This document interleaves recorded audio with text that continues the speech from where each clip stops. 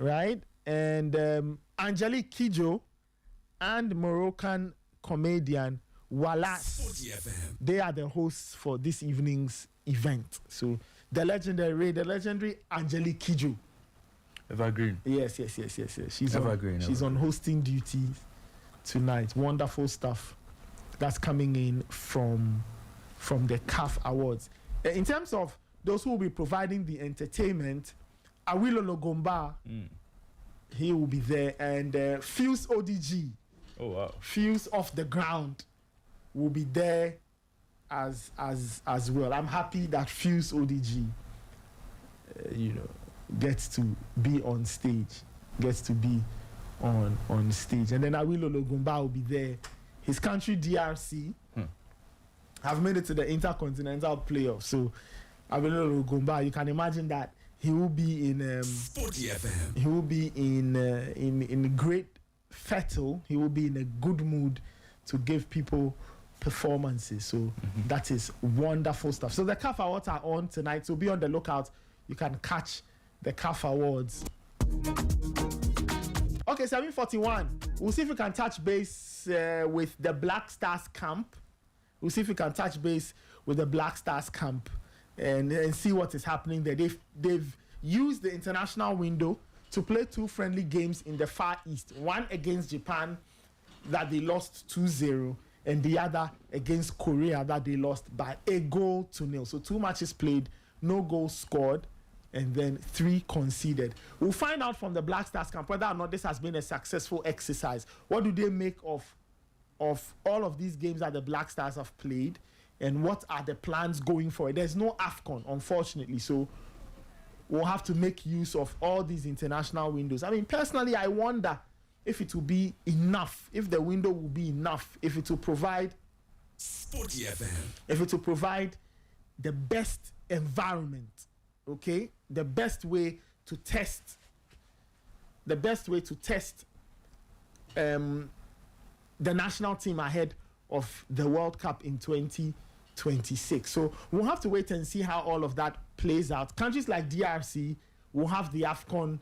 They will try and use the AFCON to see how they can get ready for the Intercontinental Playoff, which will be played in March next year or so. The Black Stars don't have that kind of luxury.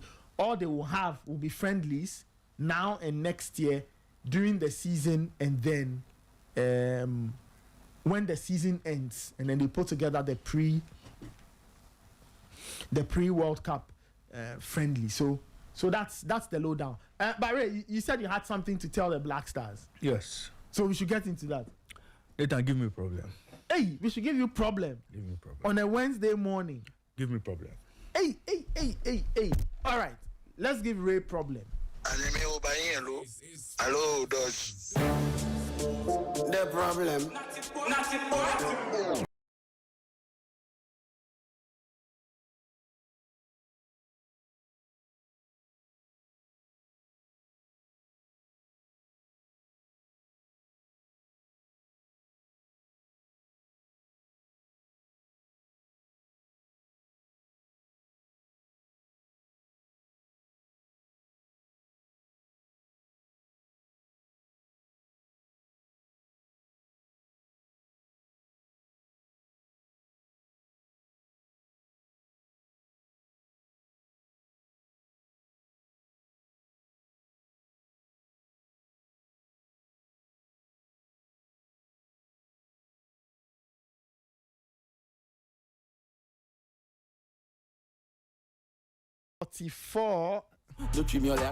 Raymond, now what is the problem on a Wednesday morning? I don't quite seem to understand what your problem is this Wednesday morning. You see, Nathan, I think that there's a lot of indiscipline in the Black Stars camp. Oh, how?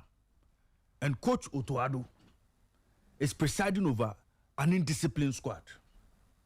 Oh. Coach Otoado is struggling to manage this team as a coach who has full authority over what the players must do and what the players must not do.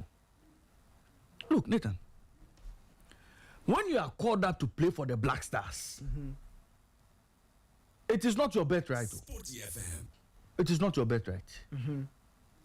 It is a privilege to play for the national team. It is a privilege to wear the national team jersey. Okay, it is a privilege. So when the national team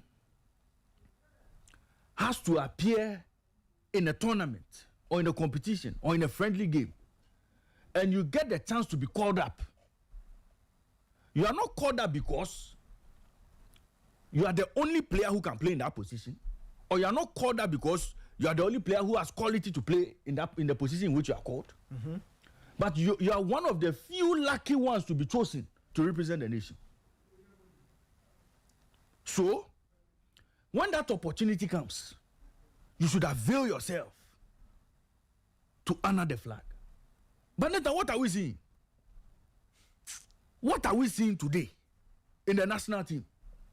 So there's a friendly match in Japan, South Korea, and players are picking and choosing whether they want to be there or not. Players, all of a sudden, Nathan, all of a sudden, almost every core player in Otoado's team is injured. Jordan Ayew, captain, injured. Thomas Partey, injured. Alexander Jiku, injured. Kudus Mohammed, injured. Isahaku, you just joined the team. They said, oh, because of his history with the cruciate ligament, they decided that he cannot be part of the team. But Isahaku flew from London to Accra to attend Tidal Reef at La Palme. We saw him. No, Nathan, you see, when there's an opportunity for you to avail yourself for the national team, and people feel, or players feel, because they are untouchable, they would treat some of the competitions as not important. Fine, fair enough. But Coach Otoado must not be endorsing some of these behaviors. Look, when the young boy, Yamin Lama, was called up for the Spain national team, what happened? He had to report to camp for the team doctors to assess him, to indeed confirm that he had done a job on his groin. Was that not the case? Yeah. And the Spanish FA were upset as to why Barcelona did a secret groin surgery for the player. All of those things came up. But he had to honor the call-up first. But Nathan, what happened? We got communication. According to those who are with the team, they received communication from the clubs of the players that, they may not be available. Now, Nathan, look at what we've done to ourselves.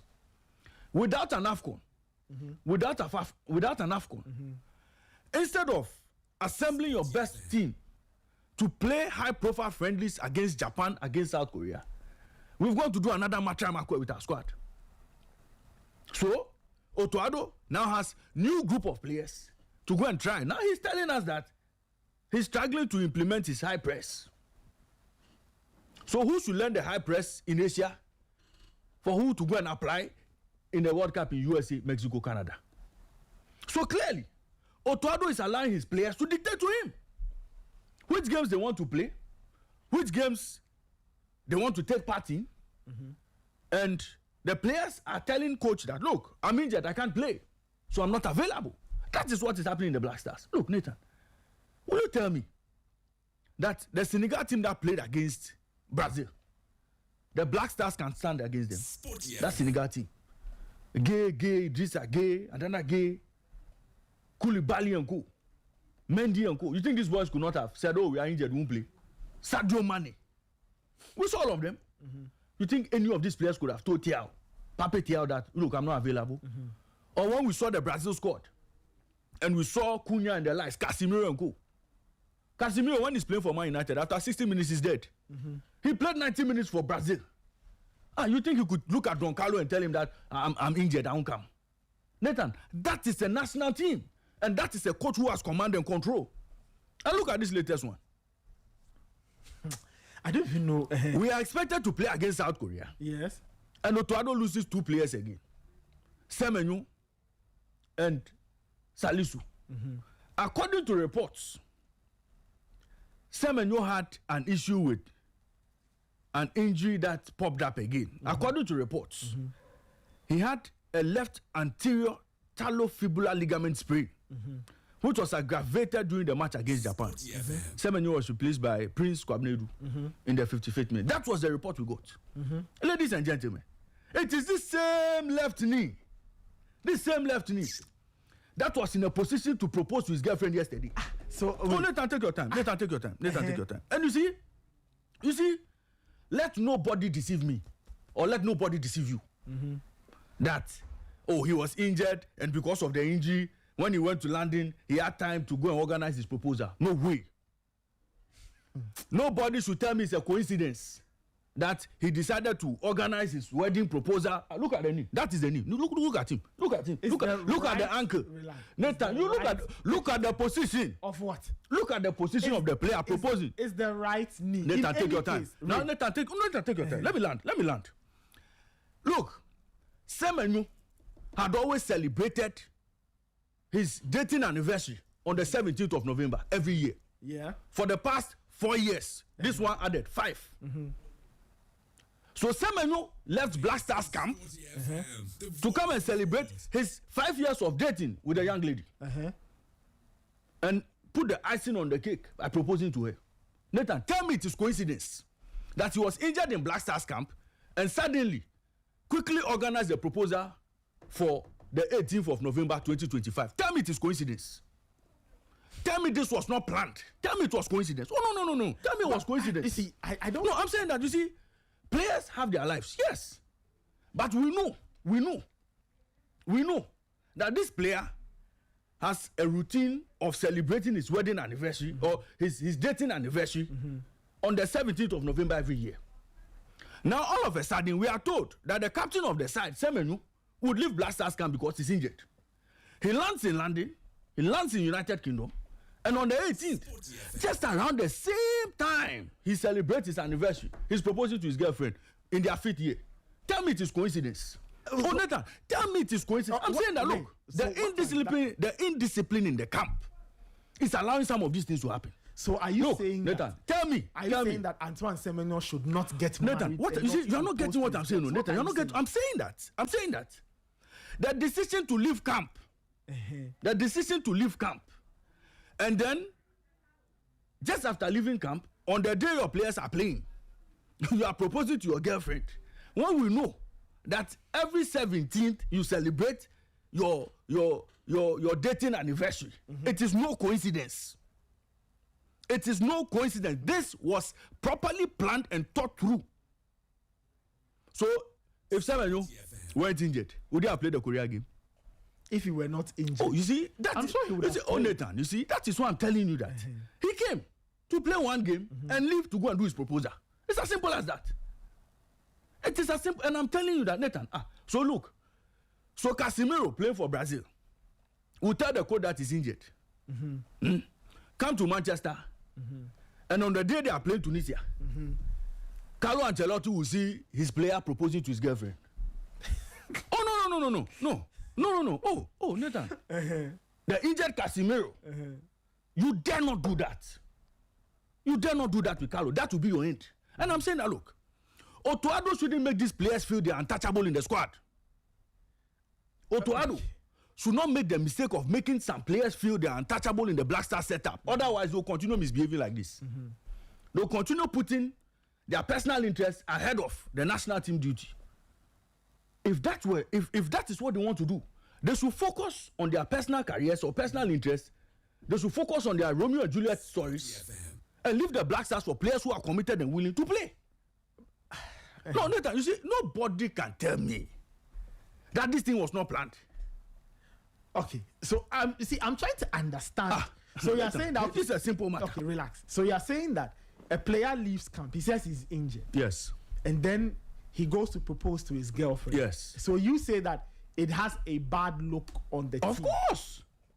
So are you saying that injury should not stop him from proposing to his girlfriend? Nathan, you see, you are refusing to look at the devil in the detail. What is that? Semenyo always celebrates his dating anniversary on the 17th of November every year. For the past 4 years, he's done it. So don't you celebrate the day you and your wife got married? The fifth year coincided with the Black Stars being in camp in Asia. After playing the game against Japan, we are told Semenyo is injured. But Semenyo has to fulfill that responsibility or obligation of celebrating the feat. So he sacrificed the Black Stars for celebrating the feat. That is what I'm telling you. He sacrificed playing for the Black Stars to come and celebrate the feat, position the same ankle that is injured, position it in a way to propose to his girlfriend with a ring. Is the point? Didn't you see him kneeling down? Take it easy. You see This picture, this indiscipline must stop. relax. This picture, as it looks here. So that is an injured player proposing there. That is an injured player. He's injured, so he can't propose anymore. You see, why the injury does it affect his mouth or his hand? This thing I'm saying here. I don't get it. This thing I'm saying here. You see, Neymar was notorious for doing some of these things. Always leaving February to go and celebrate birthday with his sister. Yes. It was never coincidence that Neymar always got injured there. No. It was always planned. He was always doing it. You understand? And I'm saying that, look, no serious coach, no top-notch coach will see this and be excited. Okay. When his own player has told him that, oh, coach, I'm injured, I can't play. Sporty FM. So I'm going back.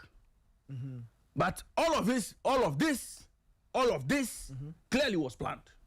Okay, so let me... To make sure you fulfill that obligation of proposing on that day. But the point is that the man has a personal life. There's a personal Nathan, part in his life too. Nathan, when you are called up to come and play for Ghana, when you are called up to come and play for Ghana, it is not a matter of I have other things to do, but I want to consider playing for Ghana. Let me ask you a question. Ray, so what if for example, Semenyo was in camp, right? Yes. And let's say his girlfriend or fiancée, wife, whatever. Yes. She gets into labor. What about those situations where players leave to go and attend to those things? Will you call that indiscipline? There is what is important, what is necessary, and what you want. Okay?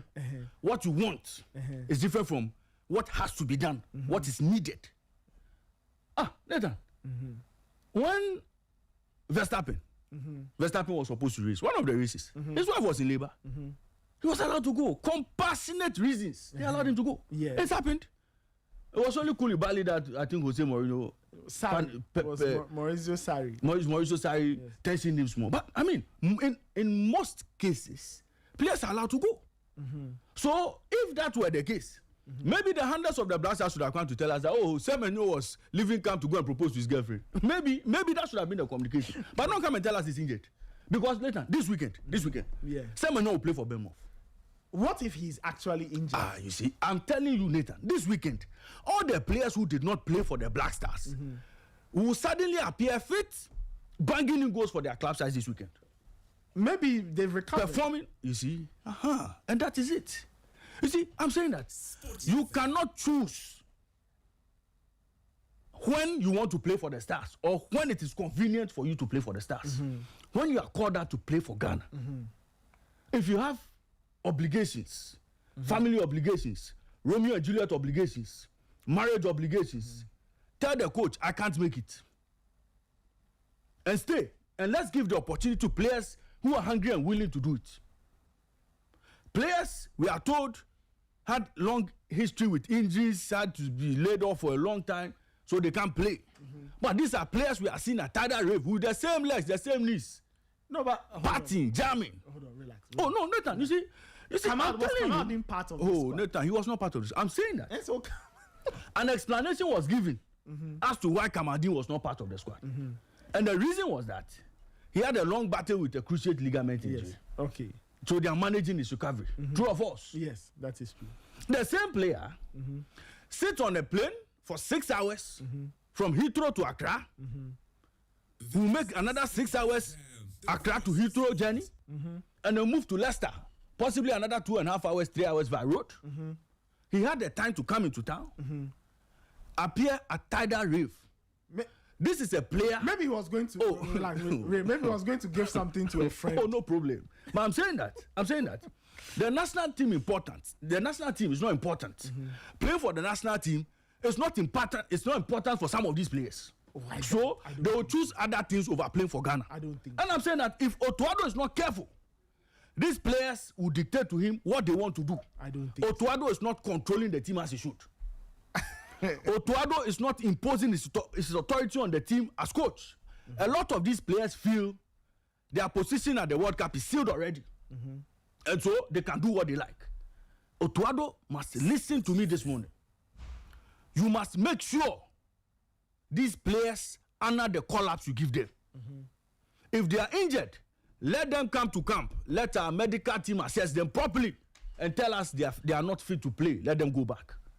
But these warm injuries, these injuries that we cannot explain, these injuries that suddenly, after we are injured, we can kneel down and propose to a woman. Look, Nathan, let's watch these things. The proposal. I'm saying, Nathan, let's watch some of these things. And Otuado, I'm saying that, look, it doesn't look good on the Black Stars. It doesn't look good at all. It doesn't look good at all. And I've given you timelines as to what this young man does around this time. 4 years, 17th November, 18th November, 5 years. Okay. So, Nathan, the indiscipline in the Black Star squad, Otuado must clamp down on that indiscipline. So you are talking from what? An optics perspective? Oh, Nathan, the optics doesn't look good at all. The optics? No way. Okay.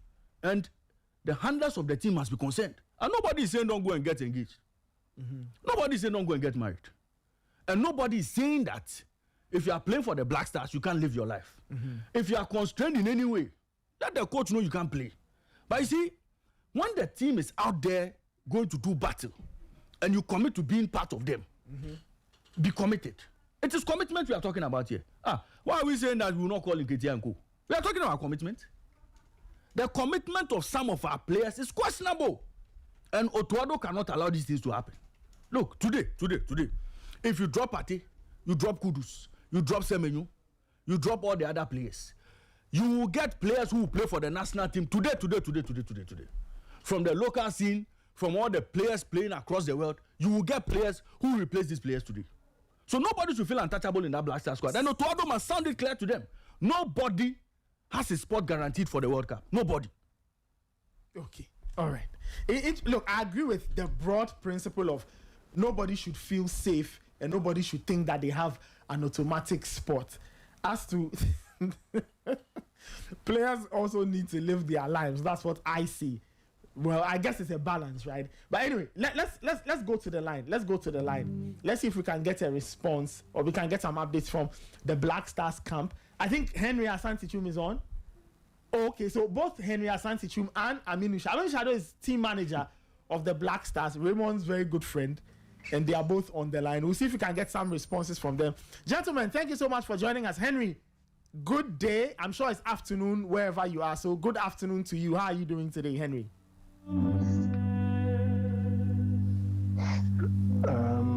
It is 5. There is a sound in the background. Where is it? Yeah. Okay, we'll get to Henry. Henry, just give us a second. Yeah, there seems to be some, They are giving him romantic music. Okay, we'll call Henry back. That's romantic music from yesterday's proposal. Oh, yeah, no, serious. Henry's on the line. Henry, how are you doing? I'm sure it's afternoon in Korea or maybe evening. It's evening already. Where I come from, I don't listen to romantic music. I listen to Amachi Dede or Hirubakisi. Because we couldn't tell where the romantic music was coming from. Henry, thank you so much for joining us. How is the team? How is the team? How is camp after these two very interesting tests in the Far East? Well, we are fine. Let me say that officially, the camp came to a close yesterday after the match. So normally, what we do is that after the last games, we show the itinerary of the players and the officials to ensure that we all get ready to fly out. So this morning, some of them have departed. Others will also depart this evening. The officials will also be heading out of Korea, making our way back to Accra. So it's been how many days? It's been about 12 days of of hard work, intensive campaign preparation, training, meetings, engagements, and what have you. The only sad truth is that you come in and you are so excited, and by the time camp is over, it looks like the world has come to an end because you will not be meeting until 2 or 3 or 4 months. But aside that, everything is fine. I think we had the opportunity of testing our strength against 2 of the best teams in the world, ranked in the top 25 countries on the FIFA rankings. After we qualified for the World Cup, the vision or the aim of the handlers of the team was to ensure that we get high-profile friendly matches outside Africa to give the team a new taste, to give the team a new challenge, and then also to expose the team to other challenges across the globe.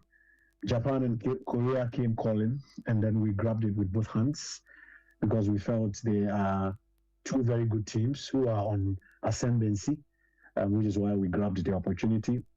We wanted to make good use of these 2 friendly matches, assemble all our best players to play in these 2 friendly matches.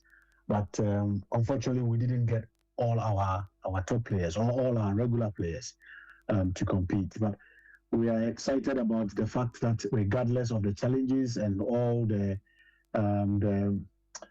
issues that accompanied this camp, we've been able to give off our best. We saw players who are young, who are daring, who are hungry, players who are playing in lower tier competitions in Ghana, for instance, finding themselves in the Black Stars today. 2 years ago, I saw Koju Pepra upon at Atram Divisa in the Division 1. And if within a year and a half he's matured to play at this level, then that is a positive sign for the future. I saw Prince Owusu playing in schools championship 3 seasons ago, later at Koforidu Association. Today, he's competing at the highest level is also a very positive sign. Kelvin and Nkrumah playing in the Coast Leagues just a year ago, and today he may not have played, but the exposure alone is enough, and the experience in having him in camp is enough. A player like Jonas Ajete 3 seasons ago was playing for Good Olympics in the Premier League. Today he plays for Basel, but he's had the chance of playing against Japan and Korea, 2 top teams ranked among the 25 top teams in the world. It's also very impressive. So I think there are a lot of positives to pick. We did not win either game, but this is what preparation for major competition is all about. You get the chance to test other players. You get the chance to look at how players react in different situations, different environments, and then also you are put in a very good position to make decisions on certain players that bother on the future of the team. And for me, that is what is exciting about these 2 friendly matches. Wonderful. What do you think are some of the biggest lessons the team would have learned? I mean, I guess the tactical bits will be best answered by Otuado, but just from your own observation and in your working around the team, what do you think are some of the lessons the team would have learned from playing these 2 games against Japan and Korea in the Far East? Well, on the side of the FA, we did everything possible to assemble a good team. For instance, you'll be amazed, or maybe you'll be surprised to hear that we started the process of getting visas for these players even before we finished or we broke camp in Accra. And that was because we learned from experience. We learned from the experience in London, where you were with us in London, Nathan. Yeah, where players arrived late. Yes, where players arrived late because the missions in their countries refused to grant them visas on time. Yes.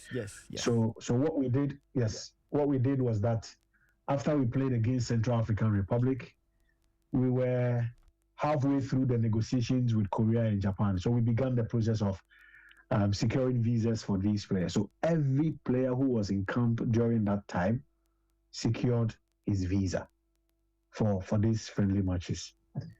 Unfortunately, we do not control injury situations, and we do not control what happens to these players at their clubs.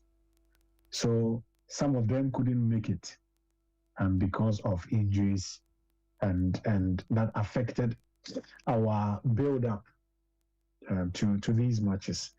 But immediately when we received the news that some of them couldn't make it, we also had to quickly start a new process of ensuring that those who were coming in, like maybe Prince Owusu Kwabena, like maybe Kelvin Nkrumah, and who else?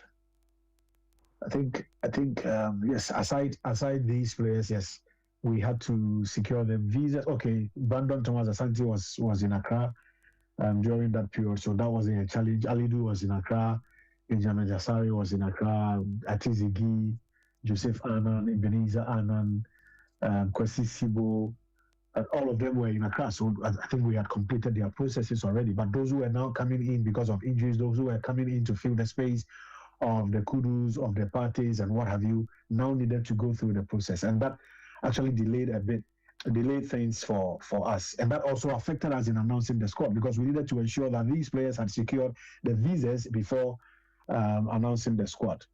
So if you ask me, we, on our part, I think we did everything possible to get them secure their visas, but for the late challenges with injuries and other things. But on the other side, I think that yes, we can also talk about the distance. The distance is also a factor, and in the middle of the season or halfway through the season, distance is a major factor.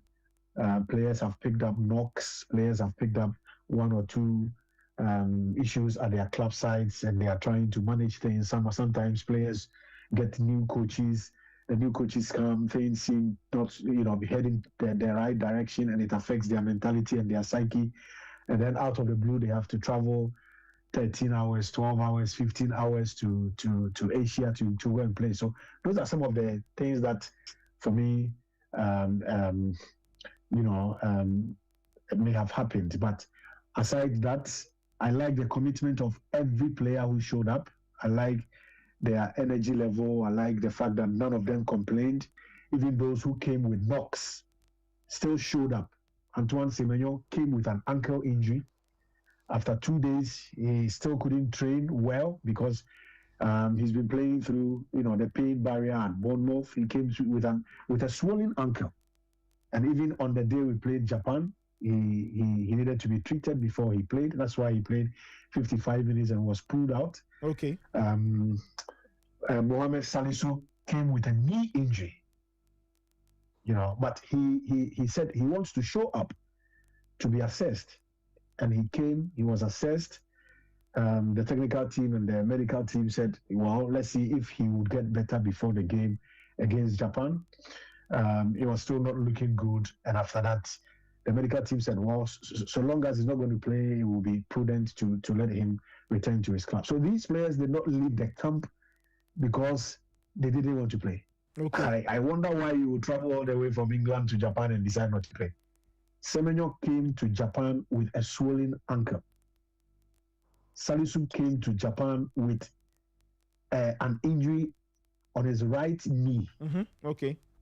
After assessment and test, the medical team led by Prince Pambo advised that they return to their clubs, which is why we allowed them to return to their clubs. Okay.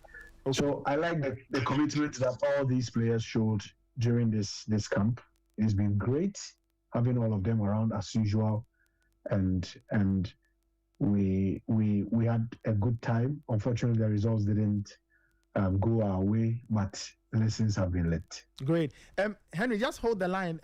Your colleague, Aminu Shadow, is also on. Aminu, how are you doing? Aminu Shadow is team manager of the Black Stars. Aminu, how are you doing? He's my boss. Good morning. And I think if I knew now that communication director will be on, I'll probably leave the space for him. No problem. The I angle just with which my very good friend Raymond Yamado was going, I think it was very, very important to stop him in his tracks before he causes further distractions. Okay. But then, so I'm coming on the point of interest. Point of interest. Yes, you've taken something from Immortal's playbook. The point of interest. Yes, point of interest. I like that. Before we get to you finish. Let him come with the point of interest. Okay, I mean, finish. I wanted to find out about Francis Abu. I just wanted to maybe give listeners a bit of a background journey into how you guys handled everything, the injury, the coordination, getting him surgery, sending him back. But you, first point, I'm sure you wanted to react to Raymond. So give that reaction, and then we can talk a bit about the Abu Francis behind the scenes story. The point of interest is very, very specific, and I'll just deal with that so that communication director will deal with the other issues. When my friend Raymond Yamado took a break in the UK and he returned, my thinking was that you come very, very refreshed and to drop his bad habits, and lead a good way. But it appears my main man has gone to fortify himself in the bad habits. First and foremost, injury situations are not subjective things. You don't arrive or declare a player injured subjectively. Injuries are things of objectivity. Okay, the very competent medical team of the Black Stars are in constant touch with their counterparts in other clubs where our players play, and they always share notes. They always know the situation, the injury situation, the profiling of our clubs, the injury profile of our clubs, all of them. In fact, the whole pool of players that have been coming to the Black Stars, our medical team are in constant touch with their counterparts at their various clubs, and they know. So, for instance, before any player arrives in the national team camp, we are very much aware of their statuses, their level of fitnesses and all that. And again, when we put out official communication that a player is injured, please do not doubt us, because you see other things happening. Do not doubt us at all, because all these things are arrived at, like I told you, with hardcore evidence, science. Okay, so Raymond, the line of conjecture that Antoine on the 17th of every month does this, and to arrive at the conclusion that because of that the players are not disciplined enough, for me, I think it's not good enough. It's a wrong point, and you are way off the mark. The fact of the matter is that the player is indeed injured per the communication that you saw from the official handle of the Football Association. Okay. I mean, thank you. I think that's the point of interest. So that's the point of interest. Okay.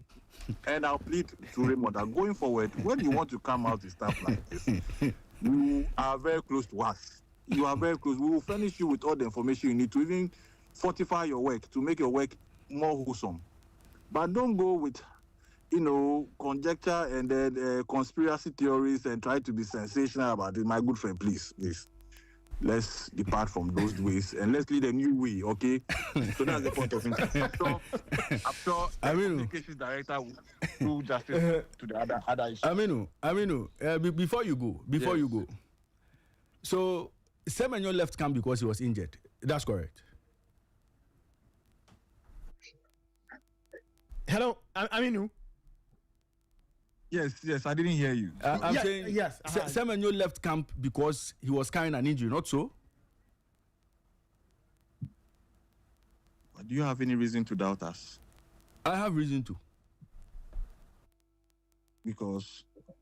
I have reason to doubt you because there's a clear pattern over the last 4 years of what happens specifically around this time of the month. Okay? Specifically, what happens around this time of the month. And, it will be very surprising to me that it was just by mere coincidence or sheer coincidence that the player gets injured before the second game that was supposed to be played, around this same time, which is supposed to be a milestone celebration for the player. Me, I will not buy this explanation. So Raymond, you no, say that, me, I'm saying that me, I will not buy it. You don't agree because with I know what milestones mean to players. It's not the Okay, point. no It's problem. not about So agreeing or me, agreeing. you disagree. I No disagree problem. with It's not that. about- The side- This it's one not I about disagree with him. agreeing. No problem. That's fair. You can disagree. You can. Nathan. Yes. Nathan. It's never about this issue. Is never about agreeing or disagreeing. Mm-hmm. What is blue is blue. What is black is black. Fair point. It's not about it being blue black or blue red. Okay. It has nothing to do with disagreement. Okay. It has everything to do with facts. Yes. Unfortunately, it's unethical for the medical department and myself to put out medical reports of players. Yeah, it's that very, is very true. unethical. That is true. But trust the Football Association when we give you communication.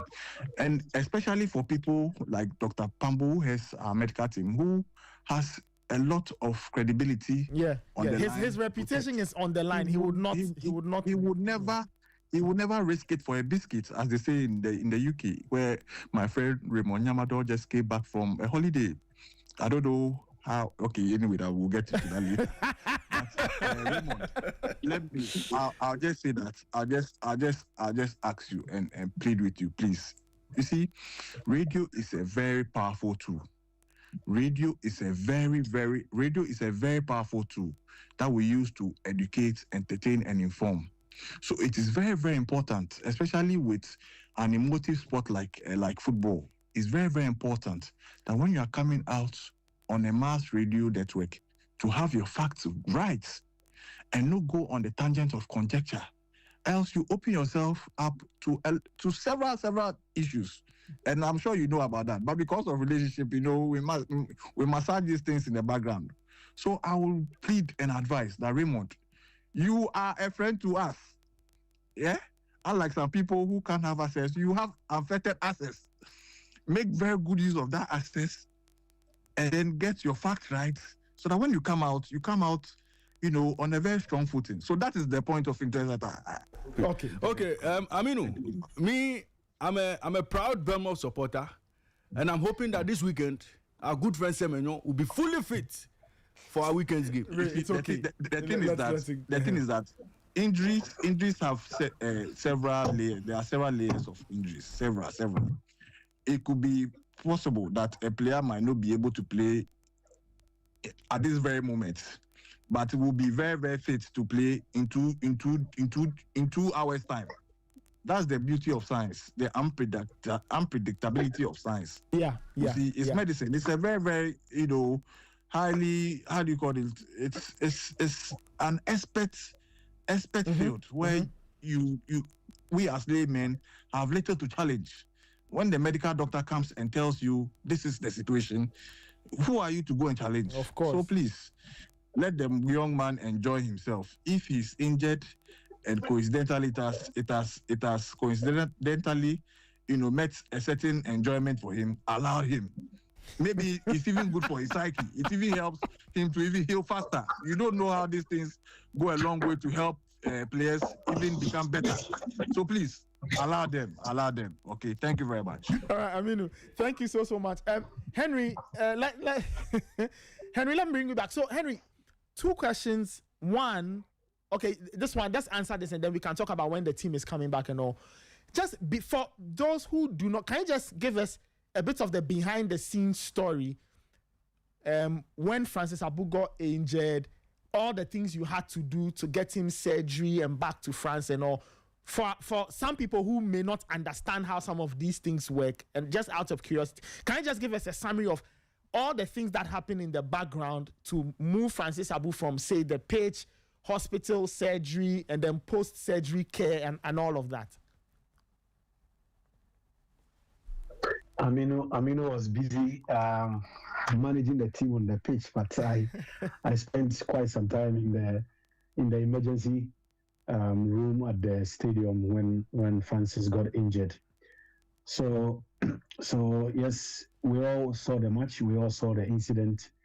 Al was shooting at goal. Francis wanted to steal the ball from him, so he tried to pick the ball before he kicked. Toro's goal. Unfortunately, the incident happened where he had a fracture of the fibula in his right foot. Immediately when the incident happened, I mean, the first player who rushed to the bench was, I think, Kamal Dean. Yes, he ran to the bench to come and inform Otto that the player's leg is broken. I couldn't believe it. I left my seat and also tried to listen to whatever he was telling the head coach. The referee delayed a bit in bringing on the medical team, and I saw Kwesi Sibo,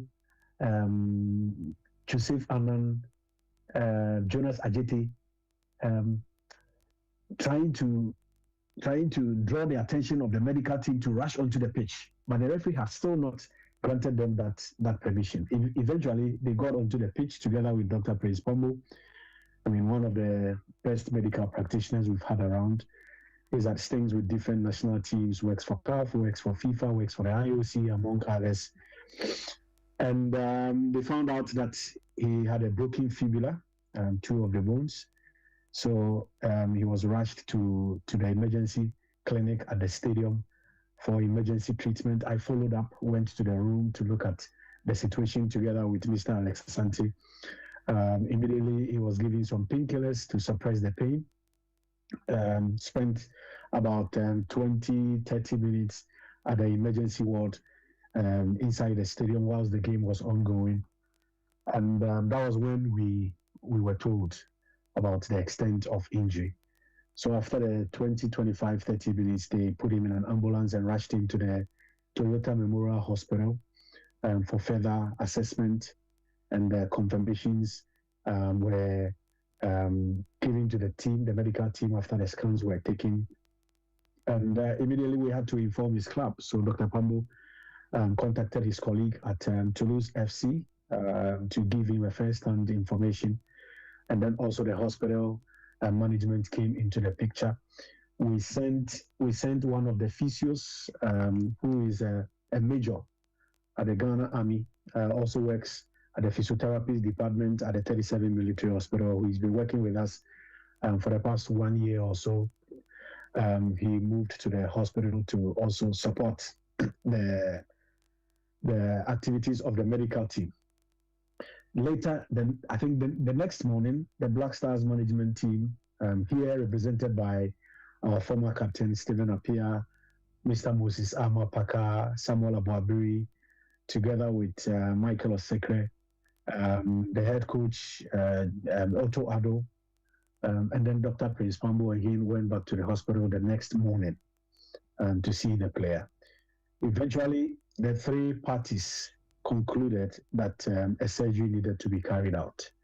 So the next morning, which was Saturday, the surgery was performed. We were following proceedings when he was taken to the theater, through to the time the surgery was performed, through to the time the surgery ended. They gave us feedback. We had then departed Japan for South Korea. So immediately when we arrived in South Korea, we were given feedback that the surgery had gone on successfully. And once we received that information, we had to revert to his club. So the 2 medical teams also communicated. We were on the same page. We gave them details of the surgery and everything that transpired. And after that, we broke communication. So we realized that the next day, somewhere in the afternoon, we broke communication that surgery has been done successfully and rehabilitation had taken place. So Major Albert Evergy has been in Nagoya since Saturday. He's been with the players since Saturday. Yesterday, one of the decisions that we took was that immediately after the match, assistant coach Desmond Ofe-Esechi will fly back to Japan to be with the player. And so this morning, it's been confirmed that he has arrived at the hospital. And so he is also there with the player. He will remain in Nagoya until the player is discharged from the hospital. So Francis is still in Nagoya together with Desmond Ofe. Major Albert Evergy will leave at some point and join us on our way back to Ghana. Once he is released, he will be flown to France to join his team, and then the main rehabilitation process will begin. But let me confirm that Francis is looking lively. He is good. I couldn't come to terms with the initial stages of this injury. The young man was in pain. He was crying like a baby. I saw it myself. I was in the room where he was given emergency treatment, and the scenes were not good at all. But I am glad to announce that today he's fine. We are wishing him well. We are wishing him a speedy recovery. The captain of the team has reached out. His teammates have reached out. The president of the FA has reached out. Members of the technical team have also reached out. And Abu is in a very good spirit. And we are hoping that he comes back stronger, gets back to the turf, and begin to play. And then we'll see what the future holds. How did the Japanese take it? What was their reaction? And what have they been saying ever since it happened?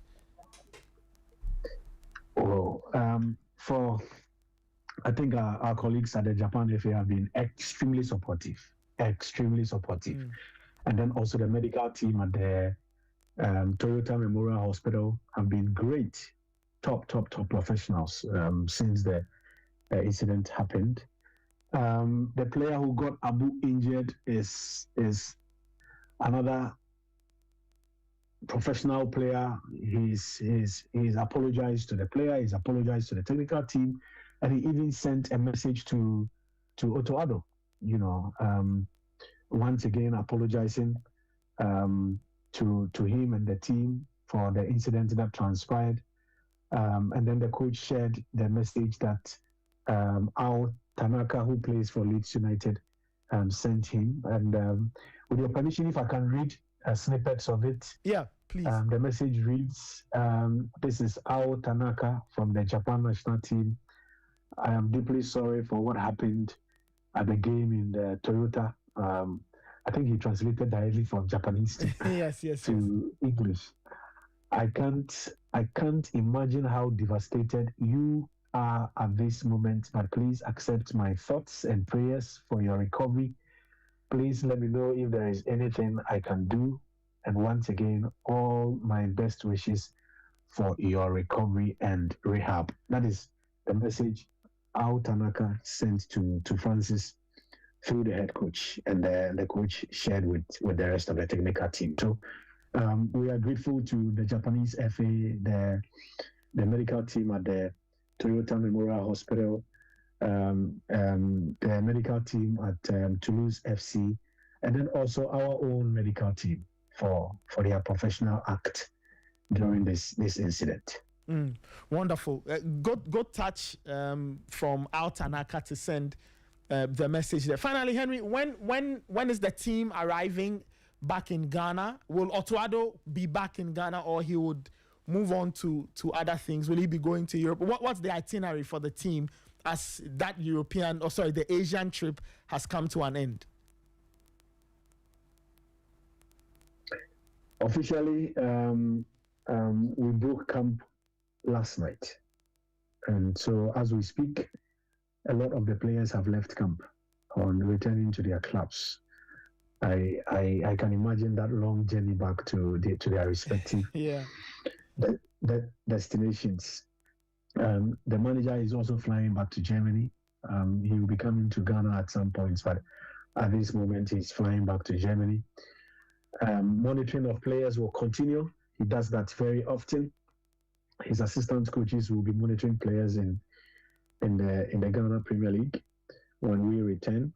Some of the players will depart the hotel this afternoon. Others will also leave this evening, and then the technical team will also follow in that order. So camp came to an end late last night, and the players are some are already on their way, and others will be departing later today. Okay, so when are we expecting those who are coming to Ghana to arrive here? I think Thursday. Yes. Oh, okay. I mean, it's a bit of a long trip, so they should be back by Thursday. Anyway, Henry, thank you so much. Safe trip back. All the best. I'm sure when you come back, we'll have further conversations. Would have loved an opportunity to get Otuado's thoughts. Are there any plans somewhere down the line to have him maybe meet the press, speak with journalists, so we can get his own thoughts on the Asian exercise? Yes, remember, I mean, these things happen in series. Okay. When we finished the World Cup qualifiers, I dedicated one full day for press engagements, where Sporty obviously was involved. Yes, so yes. When he returns back to Ghana, we will look at it and get it done at some point. But at the moment, he wants to go back to Europe to spend some time with his family and also continue his monitoring process. But anytime he's in Ghana, we'll look at it. All right, Henry, thank you so much. Safe trip back. All the best, and take care. Cheers, Nathan. Thanks for having me. Have a great day. Wonderful. Henry Asante Chum is Communications Director at the Ghana Football Association, sharing some thoughts on the Asian journey, the Asian trip. One game in Japan, one in South Korea, 2-0 in favor of Japan, 1-0 in favor of South Korea. But the Black Stars got two very, very good tests against two of the best countries in the world. We'll see what all of this will mean ultimately when the team congregates again sometime next year as they get ready for the 2026 World Cup. 8:36, that's the time in Ghana. You can send me your comment 054 257 1061. Send me a comment 054 257 1061. I'd love to hear from you. Maybe we should open the phone lines. Let's open the phone lines as well. 054 257 1061.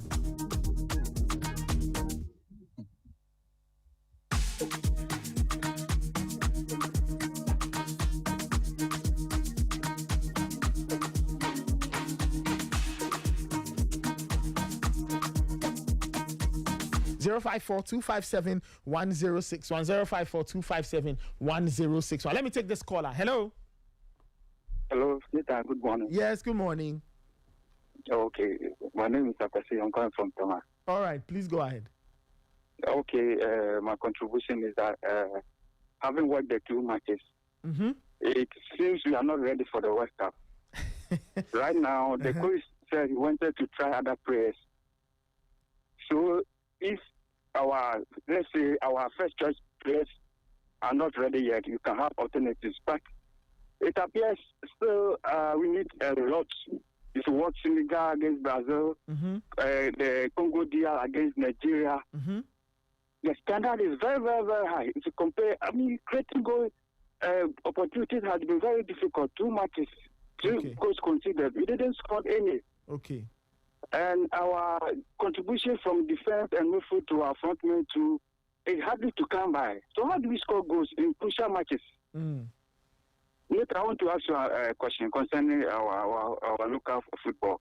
Is there anything in Ghana where creating goal chances, we knew the cutback, if you want Arsenal matches, goes up. I mean, they create so many goal scoring opportunities.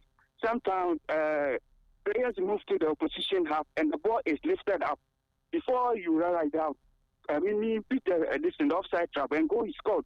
Is there anything in Ghana where, I mean, the coaches have this instinct that they are, maybe they have taught their players? Is there anything in Ghana from this you want to do where we can get a coach who can train our local team so that we can get strong chanting? If these people fail, then we don't have to rely on our foreign players because injuries could happen. So I'm asking, is there no local team in Ghana where the teams are capable of scoring goals from all angles? So can you find out if there's anything in Ghana here? Okay, all right. Thank you so much. Bye-bye. Okay. All right, 8:39. This is still the Sporty Breakfast. You can give us a call 054-257-1061. 054-257-1061. Let me take this caller. Hello. Hello, Nathan. Good morning. Yes, good morning. This is Ozuku. I want to tell Raymond that I like his assertion with regards to Semenyo's exit from the last game. So I mean, he go explain tire. Everything Raymond said is what we are going with. Some of us we like the conspiracy theory. You get it? So whatever Raymond people like conspiracy theories. We like that one. Okay. We like that one. And then again, for people to conclude that we are not ready for the World Cup and all that, like, I think it would be a hasty session to make. You get it? Because most of our first team players, most of them were not in town. And what we had now was something we all realized that we're just trying to make do with what we had. You get it? So I think the preparation is still ongoing. And in due time, we'll get the right team. All right. So okay. tell Raymond that I said we should keep up with the good work. Yeah. Okay. All right. Thank you. Enjoy your day. Thank you, Olufu. Thank you, Olufu. All right. Kaku Raymond. Forget everybody. Yo, 054-257-1061. 054-257-1061. This is the Sporty Breakfast. 8:41. Let's take some calls. Hello. Okay. Oh, you are no. There is one that. But if somebody welcomes you, what do you say? If somebody says Obake, what we do when I don't know where they go carry this Obake from. No, because it's because many it actually exists. But that's typical Ghana. That's Ghana. So. But the matter, have you heard this thing before? So many times. So many times. The first time came to Limelight. Yes, the first time I heard it, I didn't know how to respond. I was looking at the person, and the person said, "Oh, that's how you say welcome in Ghana." I said, "Oh, really? I didn't know that." Okay. You're welcome. Bienvenue. Very merci. Nigga, I beg you, tell him to come down. You seated this morning. You seated too much.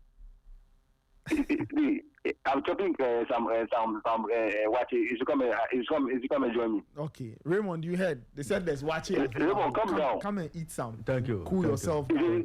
Thank you. Me, this international break. See what I was expecting. That's what I got. I knew these players would never go to Asia. What are they going to do over there later? See, all the things that they are having their full squad. They are all playing Europe.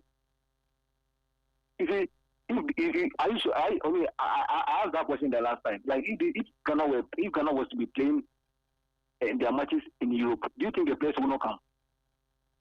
Oh, okay, so you think the location is the problem? The location was a big factor. Location was one of the big factors.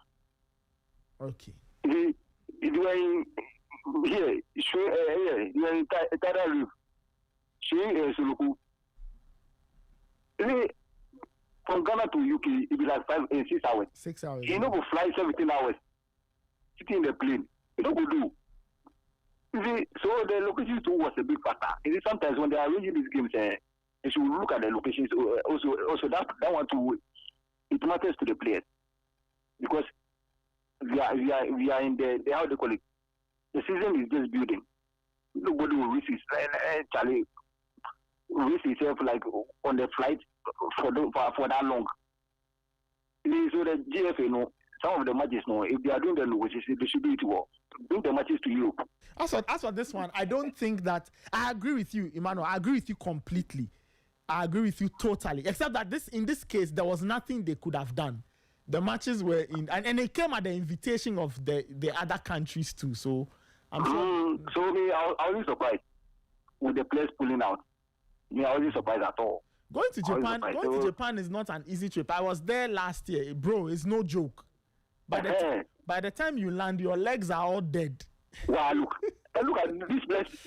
Charlie, they don't want to lose their spots in their team, so. Well. So the location too was one of the factors the players too they didn't want to go. So it's time to come down.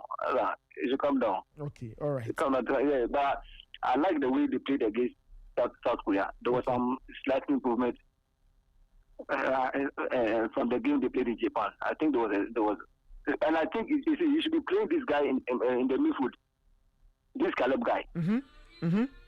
You see, that is right position. I don't know why he's keep playing him at the fullback. Mm-hmm. You see, now if Pate is not there, we forget how they call it. Someone who can cover him. Yeah. So, and Charlie, we need after fullback. Charlie, we need fullback. So if Charlie do say do them, you know, mess. I don't go help you. Charlie, this boy they can't play ball. Me, I just say I don't play Europe. Who? Because sometimes okay. Sometimes the way they play their football. I say, no, this is we think they play. But I don't get it too. Okay. Simple basis in football. Charlie, they can't cross the ball. They can't pass the ball. Hey. Charlie. Okay. Emmanuel, thank you. Let's Charlie, have a good morning. All right, let's bring other callers in. 054-257-1061. 054-257-1061. 054-257-1061. Let me take this caller. Hello. Good morning, Nathan. Yes, good morning.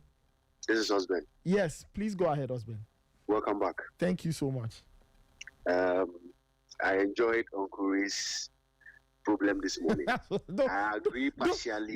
Don't be following Raymond, though. This one is a conspiracy. I understand him.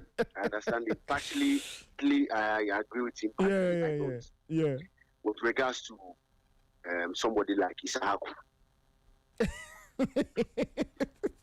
Me, for Antoine Semenyo, I will pardon him because he traveled.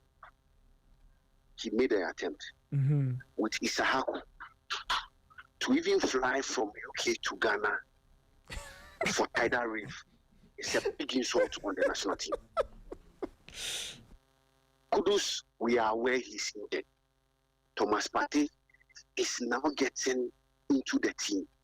So at least if we give him the opportunity to integrate himself well and cement his position in Villarreal, that will be good for us.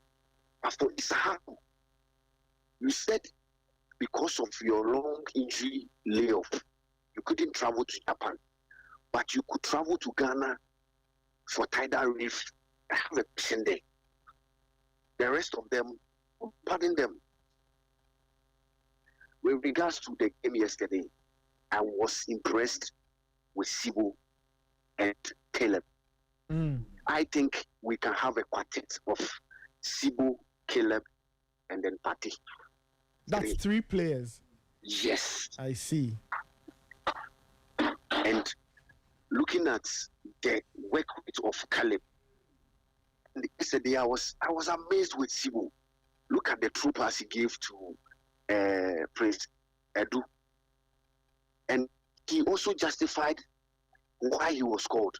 I think most of the players made use of this international break. Somebody like Prince Edu. Okay. And then if for nothing, they will be part of the squad. Going forward, our right back and left back, if we can get options elsewhere, we should. Because Ali Dusedu and Gideon Mensah are not our best options for the World Cup. Thank you so much and have a good morning. All right, thank you so much. Interesting. So it looks like, Ray, there's a lot of unanimity, right? Unanimity concerning the fullback areas. It looks like everybody seems to be concerned about the fullback areas. There's a challenge there. Okay, let me take this caller. Maybe that caller may have a different opinion of the fullbacks. Let me see. Hello? Hello? Yes, Nathan. Yes. Yeah, this is Kana. This is... Well, I watched both matches. Okay, please go ahead. The second one was far better. It was an improvement on the first one. I don't really know for this guy at Leicester. What's his name? Isahaku. Did he? He didn't join the team because he was injured, or we pardoned? No, he wasn't called at all. Oh, then it's fair if he wasn't called. I don't understand why we treat footballers like they are our property and they are not human beings. He wasn't called to the national team. He's on a break. What is wrong with going for that area? What is wrong? Don't players go for to enjoy themselves? We are also when we are on leave. Don't you go to the beaches and myself, I was on leave. I went for What is wrong with that? So if it was church program or he went to the mosque, he would have been okay, right? I think many people did not know that he wasn't called. So I guess he wasn't called. Yeah. Like, that's my problem. If he was called and he said he didn't want to join, then fair, I know that that one he were given a chance to join the team, and then you chose that guy over the call. But this one, the team pardoned him because of the previous, and he got injured playing for Ghana. Tell me, sometimes let's look at it. I don't know if sometimes we feel like these people they are not human beings or because they are not close to us. But if you have a family member who's a footballer, in this situation, I don't know why it's a big deal. You understand? I don't know why it's a big deal. In the first place, he played for Ghana and got injured. And then he's been able to recover. And then we ourselves, the team pardoned him. And he's in Ghana. We went to Ghana.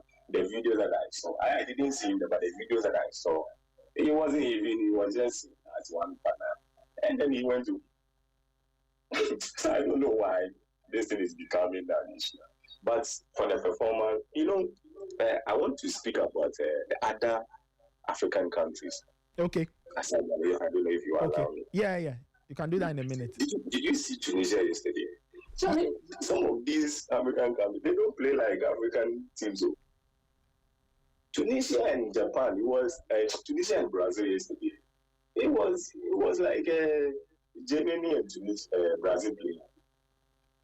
It was a fair game, like 50-50 game. They created a lot of chances, although Brazil had some penalties that they made. But then, if you compare, I watched the Nigerian, I don't know what is happening to the West African teams.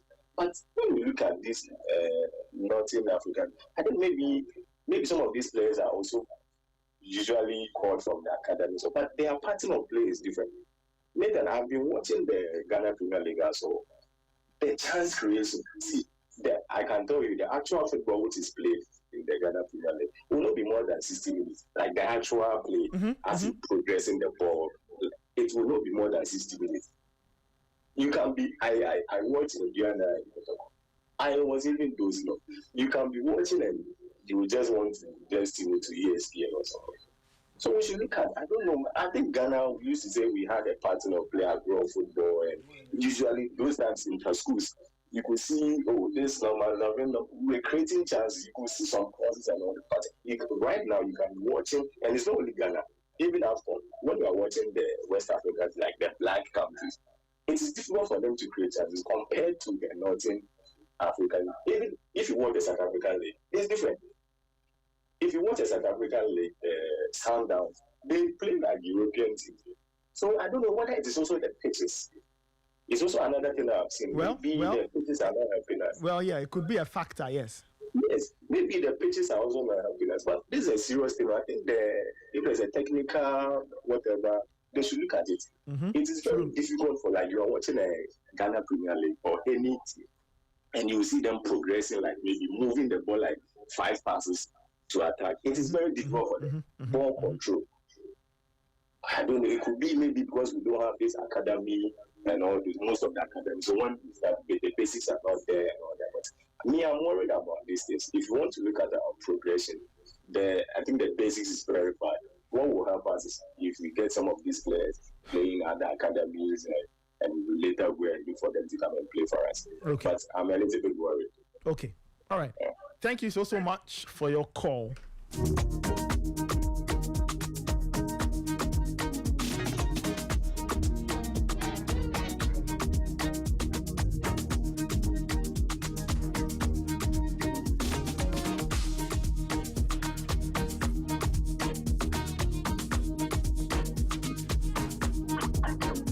Hello, caller.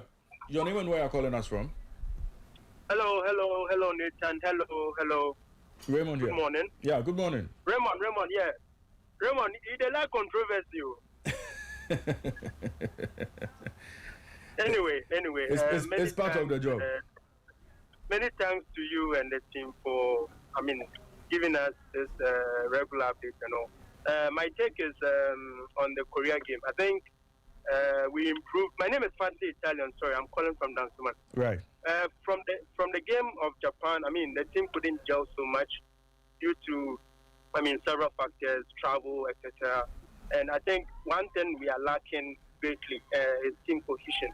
For how long will we continue to attribute our not improved team telepathy to this? Because if you watch the likes of Stephen Appiah, ACN, Muntari, the telepathy was there right from the under-17s to the under-21s, etc.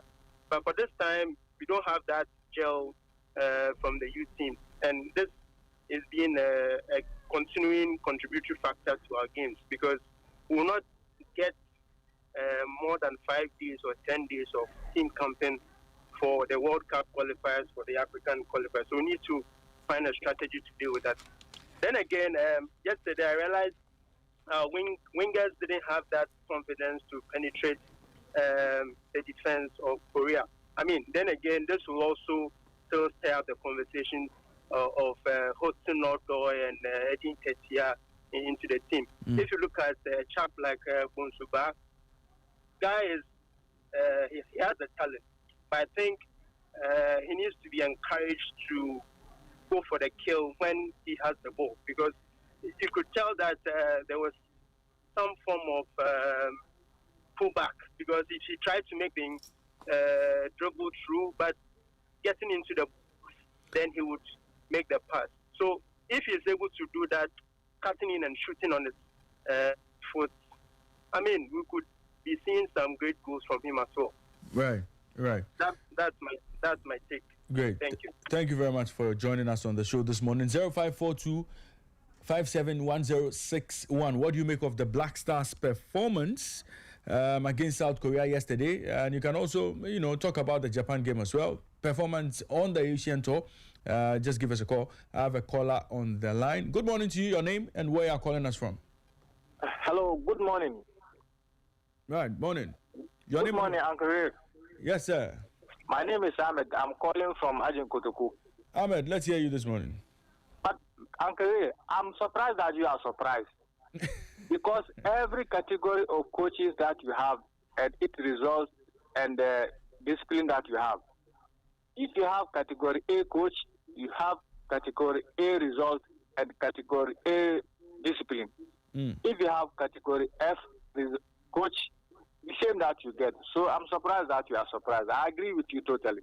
Thank you very much. Have a good day. Thank you very much, Ahmed. Thank you for calling us this morning. You can also give us a call, 0542 571061.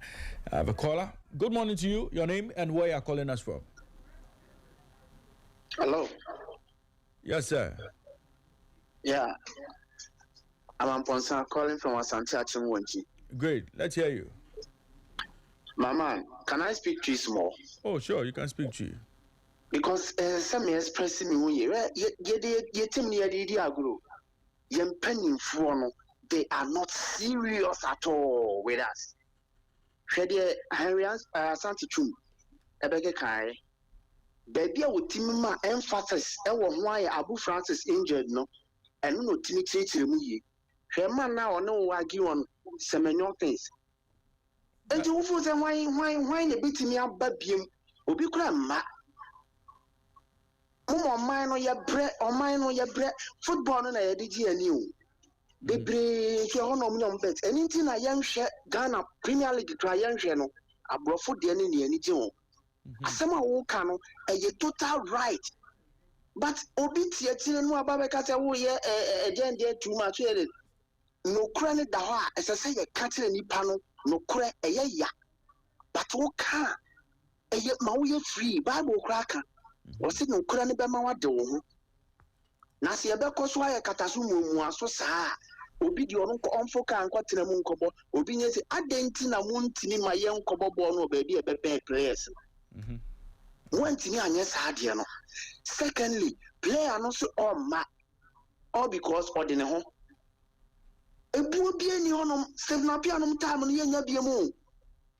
Or Dono Asa from the right, your president here or Tisu as a president. Either there be America, says he be a frost to be America. He must go and yes, I Ghana football, young fire to my pen for that because almost yet. Hypocrites. Excuse me, Muni Nyaminya Juma. Thank you very much. Go Ghana football. Mawakuma Brafo. Debbie, Akumana Toda, a back from when ye Bible see my one name. My name Brafo. Bibia Manchester boy in Yarino. Debbie. Aden. Yen to me, Martin, now only 11 players at where they are best. Now, about friendly matches, I'll for different players, they are able. Now, then I will acquire a tournament in Debbie Amatramakwe. And no be Kayano, F coach in Kitayano, F results, and you've been all the time. Yo, Medasi for joining us on the show this morning. Well, I'm sure Kelvin will come and explain everything he said. Kelvin will come and explain. Good morning to your name and where are you calling us from? Yeah, Nathan. Sorry, Raymond, this is Nana Kwame from. Nana Kwame, let's hear you. I want to ask you a question. How many players have the Black Stars help to secure maybe a team outside or get some, team to play? How many players? To understand your question, are you asking if the Black Stars has helped players secure lucrative deals abroad? Is that what you're asking? Yes. Oh, then the list is countless. Lots of players. Lots of players have played for the national team and have been seen and have obviously attracted interest from European clubs or clubs all over the world. So it's happened. And even some clubs, before you join, there's a quota of national team games you should have played. So national teams always help players get secure clubs one way or the other. All right, because I believe the country don't have a plan for our team in general, not only football alone. They don't have a plan for them. That's why they call certain players. They come into the national team. They don't really play well. Then that's all for them because they don't have plan for the players. So for me, I don't mind if these players don't stay committed to the Black Stars because the main what will bring up these players? Hello. Do I still have my caller? Okay. I think I lost my caller there, but he was trying to make a point. I wish I actually listened to him to the end. If you can call back, please call back so we can get your submission, your full submission. Might keep the calls coming. 0542571061 0542571061. Keep the calls coming. We are talking about the Black Stars and their performance in the 2025 Kirin Cup. And we saw them lose to Japan and South Korea. I'm sure your thoughts with us on what you think about the performance of the team. Good morning to you. Your name and where you are calling us from? Please, good morning. My name is Gavin, calling from Dodowa. Great. Let's hear you. Please, I think our national team, we are not taking the friendly match seriously at all. But do you know, even the ranking, the FIFA ranking, it is based on friendly matches. Not just tournament, but friendly matches. The more you win your friendly matches, the more they rank you up. You see, so I think we should take our friendly matches as a country or a nation seriously. Right. Thank you for your time. Thank you very much for joining us on the show this morning.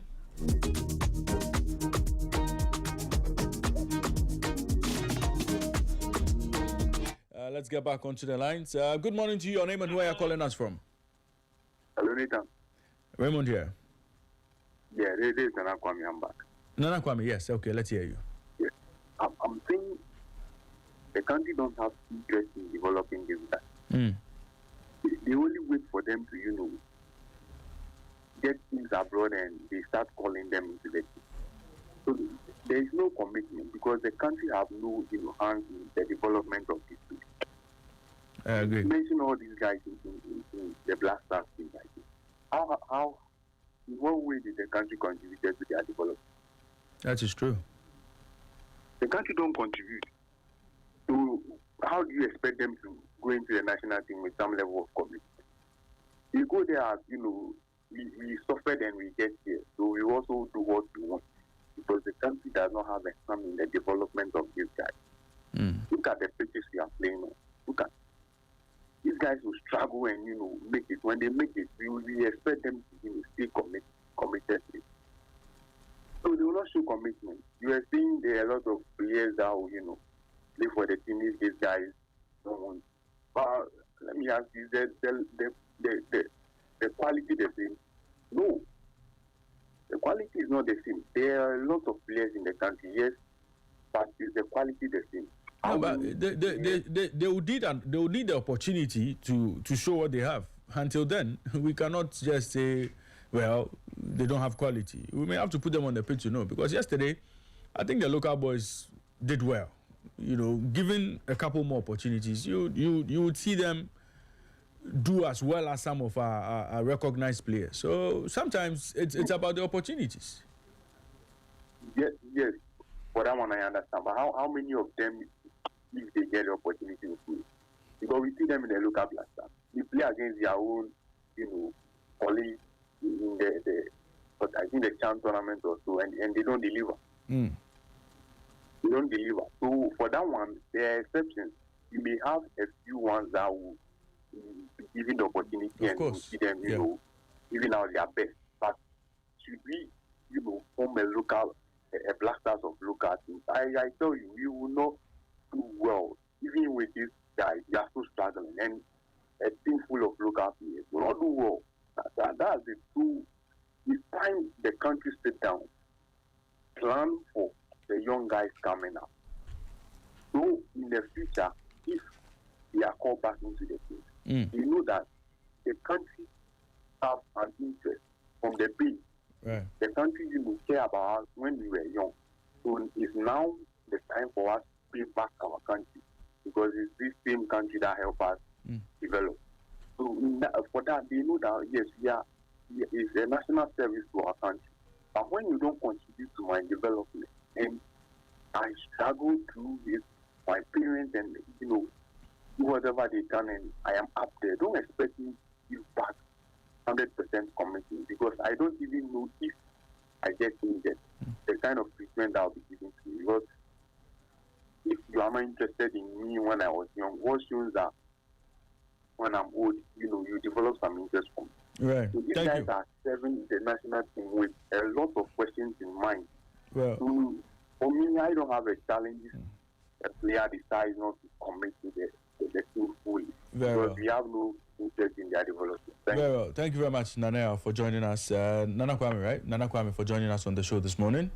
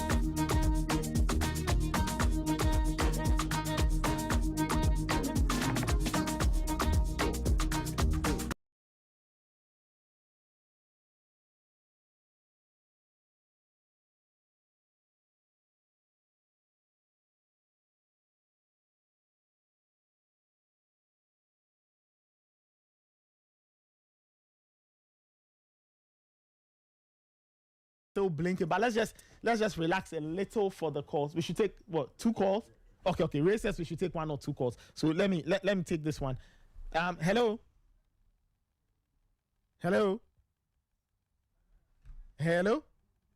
Okay. This is still the Sporty breakfast. It's 9 minutes after 9, and we'll talk a bit about the CAF Awards. And then I'll give you updates on the World Cup qualifiers. Some countries booked their places yesterday. We'll talk about all of them. Gradually, the spots are filling out. Okay, gradually the spots are filling out in terms of the World Cup. Remember that the playoffs or the draw for the playoffs will be done on Thursday. We'll know who DRC potentially will be playing in there and we'll try to figure out what their World Cup journey will look like. Okay, what their World Cup journey will look like. The DRC are hoping to make their first World Cup since 1974. So we'll see how that journey will look like and all of that. 10 minutes after 9, this is the Sporty Breakfast. Let's take a spot of music.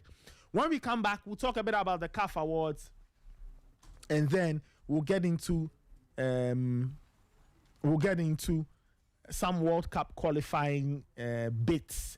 But before we do that, Christopher Nimley is joining us, a very good friend. Christopher Nimley, coach and football pundit. Let's get his thoughts on the Black Stars quickly. I don't know whether he has other matters he wants to talk about. Chris, good morning. How are you doing? Good morning, my brother. No to ba Raymond Habunche. Davi. Dara ke kanu le ko ba pe DMA over ne. Me ko fa wa cafe mistake. O hani bulaban. O hani bulaban shi ibule bashi. Chris, anyway, it's nice to hear from you. Your thoughts, I don't know what you want to talk about. Okay, I think about three things. Okay, First and foremost, yes. Once again, you are welcome. Thank you so much. This is a very enlightening program. So when issues of national interest are put forward for discussion, it is very important that we get to hear all the various views, and then accumulatively we can seal them properly and come up with the best as to what will benefit the country.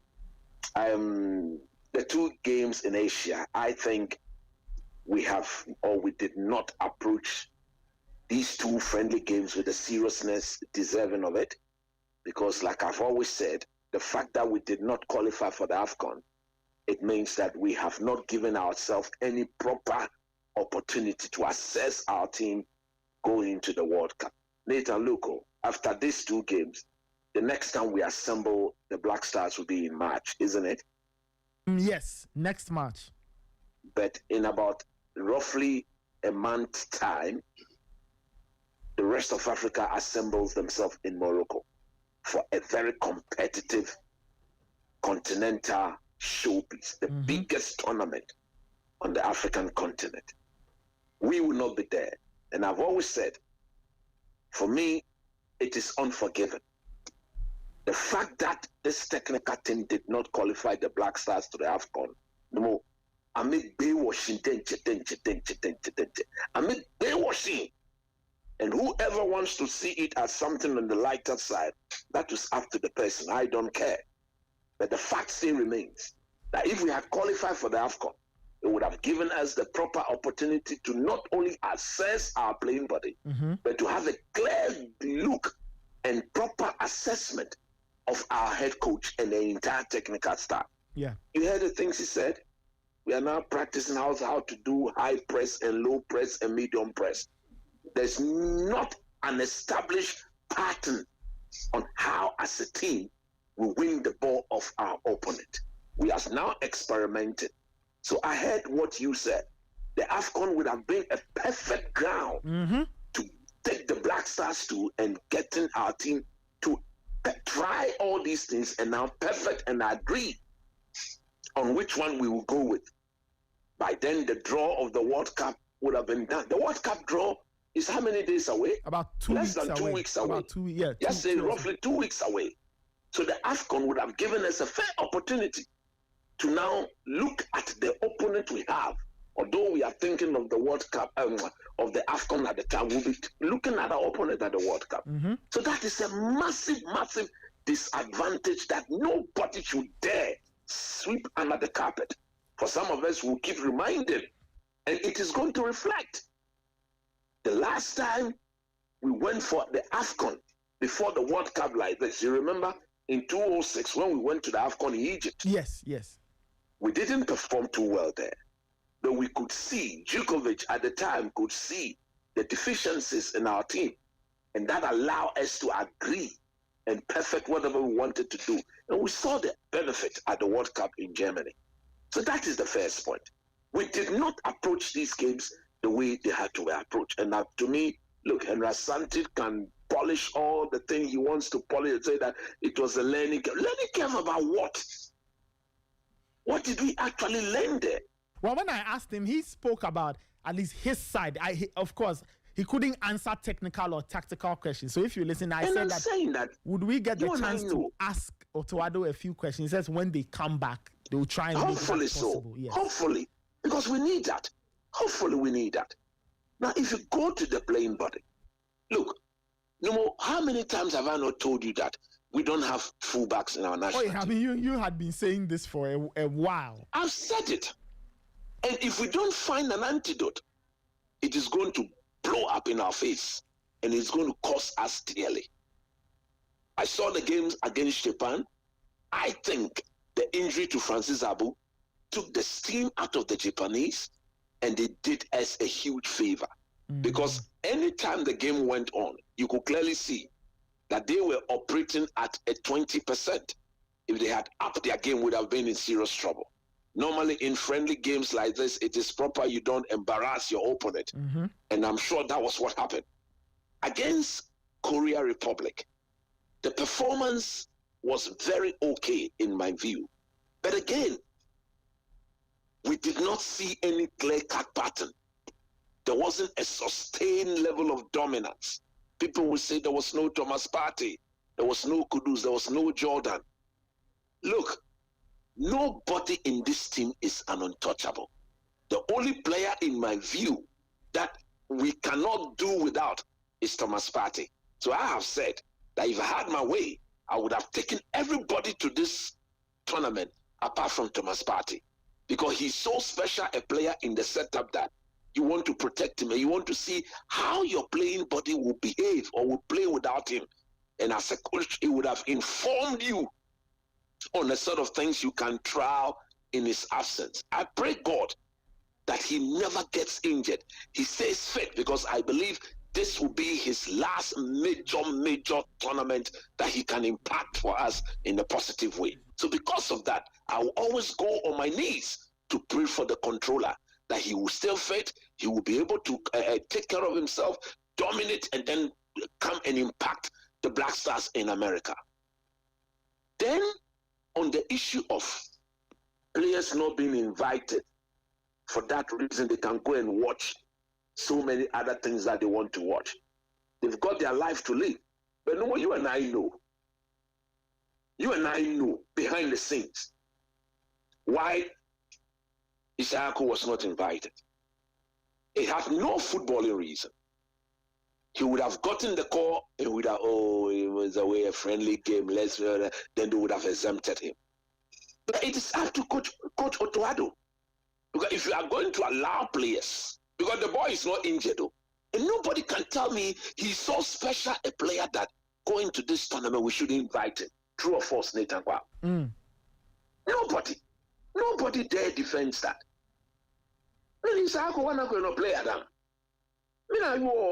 So wait, so are you saying that we should have insisted on taking him to play the friendlies? Exactly.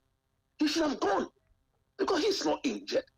And nobody can tell me that he's so special a player that we should be giving him the leeway to choose and pick and choose games that he wants to play and those that he does not want to play. I'm just saying, what if is all a part of still trying to manage him after his recovery from the knee injury? You know what? After the recovery of the knee injury, even Leicester City themselves, they've not managed him. True or false? Okay, yeah, I mean, he's played consistently ever since he came back. So where is the management? Who are those suggesting that was the reason? I mean, I'm just... It's a no-go area. I'm just... I understand you. Yeah. I understand, but I've heard some people say that too. It's a no-go area. Please don't do that to our team. Don't do that. In fact, look, everybody show up. His position in the team is under serious threat. You know that? You believe that on a good day, if everybody is fit and available, he's not a starter? He's not a starter. Well, okay. I won't argue too much with yes, to me, he's not a starter. He's a good player, don't get me wrong. But if we want to, clearly we cannot play only Thomas Partey in midfield. We need somebody to help him. Jordan will not sit down. Semenyo will not sit down. Kudus will not sit down. We cannot go to the World Cup and not having the proper number 9 lead the line.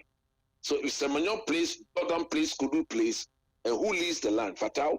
That is not his. So his position in the team is under threat. And these are the sort of games you go in and stake a claim. In the absence of these guys, I would have seen it as a massive opportunity to state my claim to the technical team and say, look, I should be part of the real deal here. Maybe he thinks he's part. Then we wait and see what is going to happen in America, Canada, and Mexico. And then, you see, my last point. My brother Aminu Shado, I like him so much. There are times he's very quick to come and respond to people when things that he thinks are wrong. He should use that same agency. When they go and it doesn't work out, the agency with which he wants to counter, he should use that same agency to advise his boss, Ketu Kriku, that when he takes the Black Stars out for a major tournament and things don't go the way it should go, they should come with all humility and apologize to the people of Ghana, galvanize all of us together as a unit and lead it into the next chapter. He should not wait. He should tell his boss, he should not wait for the people of Ghana to insist. And then he comes out with a pretending apology, seeking to, you guys said that I have done it. Nathan, I hope you remember why I'm saying what I'm saying. Hello, Chris? Yes, I hope you get why I'm saying what I'm saying. I lost you for a minute. Can you just backtrack a bit so I can get the full context? Okay, what I'm saying is that my brother, my friend. Yes, I heard that bit. You're saying that in the same way that he would quickly react to certain comments or arguments, you think that they should also use that same energy to speak to Ghanaians, communicate with Ghanaians, and apologize when things don't work well.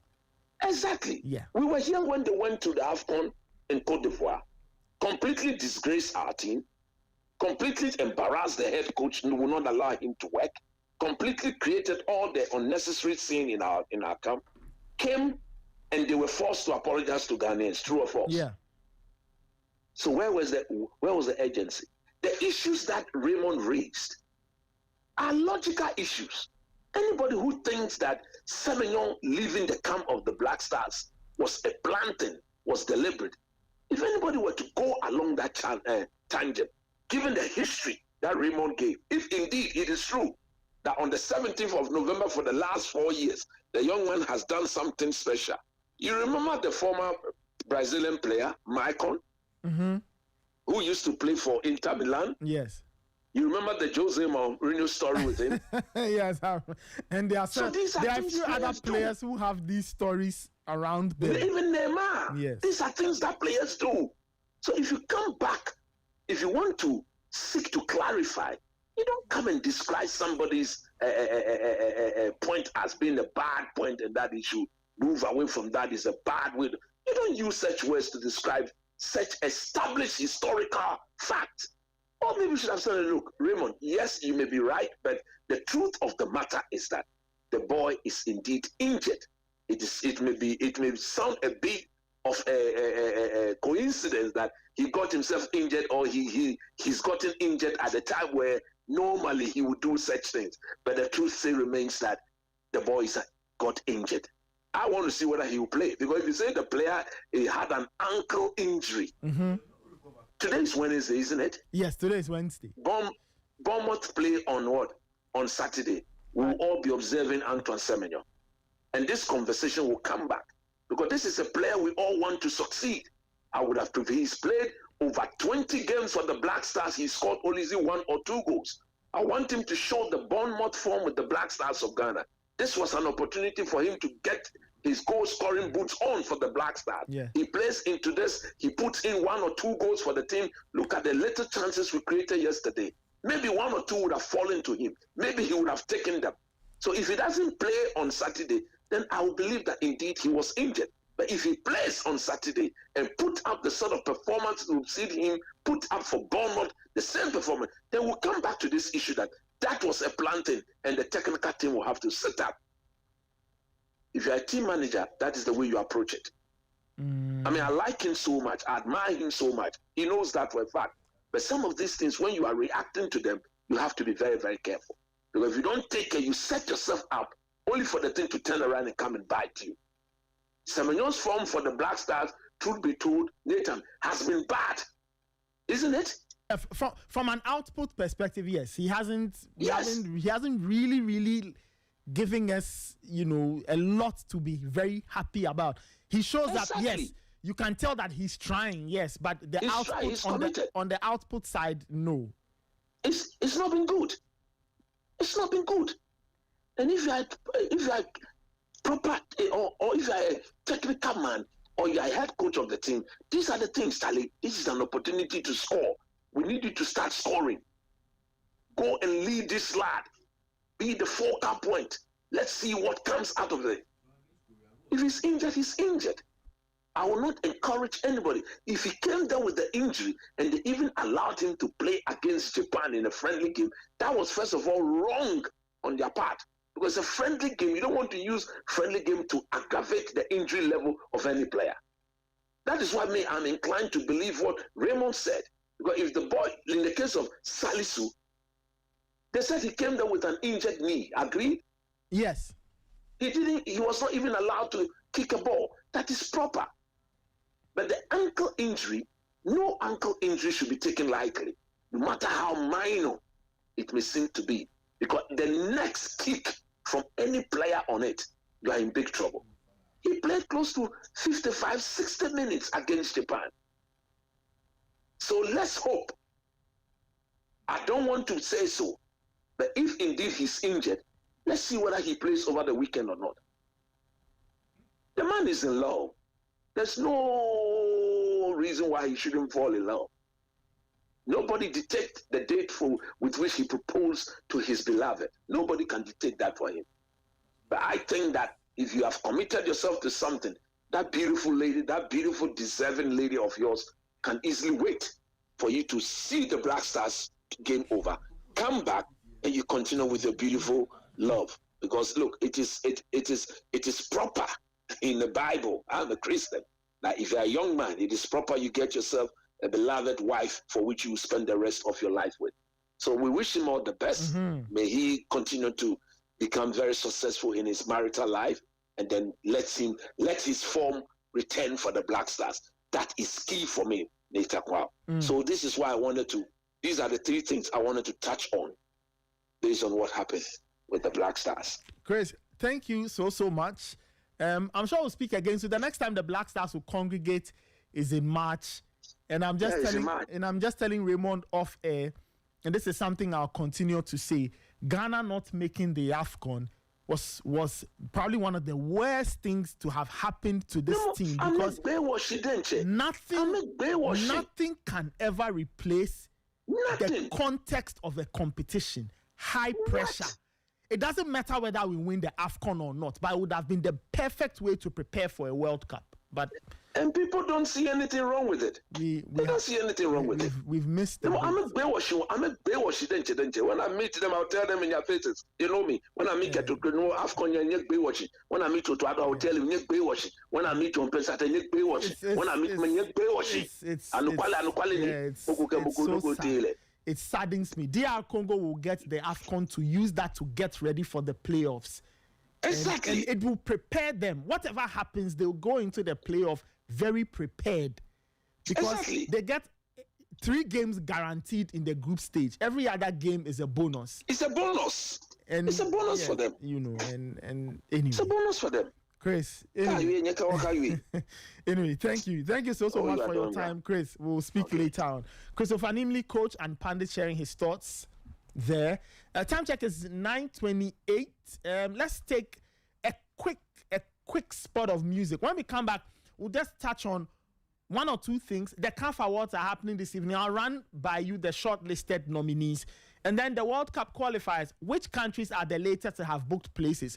I'll be telling you all of that before we bounce out of the studio. This is the Sporty Breakfast on Sporty 106.1 FM. Please send in your messages on 054-257-1061. Let's take a spot of music. When we come back, we get into CAF Awards, World Cup qualifiers, and then we'll be out of here. You're locked on to Sporty 106.1 FM in Accra, 91.3 FM in Kumasi, and 102.5 FM in Takrady. Sporty, the voice of sport.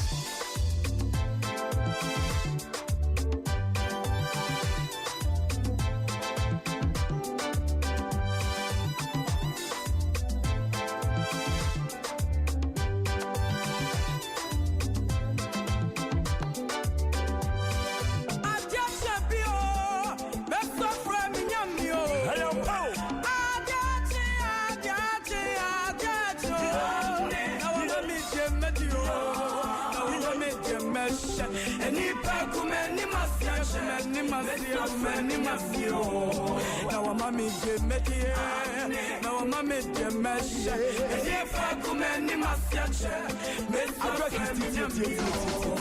I just that's my friend in I just that's my friend Mama menya media Mama menya mesha Any pack many masiache that's my friend in menya kupolo Obama menya media Obama menya mesha Any pack many masiache that's my friend in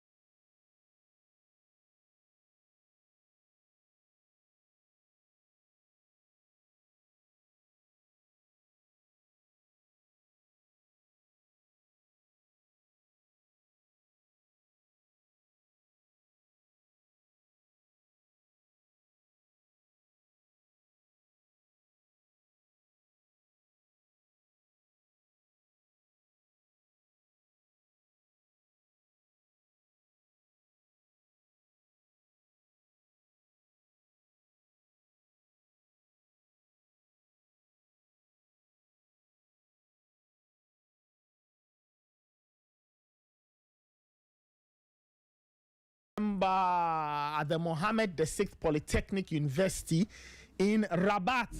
Oh, beautiful place, Rabat. Wonderful place. Yeah, Charlie baby, okay. Nice streets, laid out nicely, buildings on point. The food, yeah, some way, but yeah. Anyway, Angelique Kidjo and Moroccan comedian Wallace, they will be hosting this year's ceremony.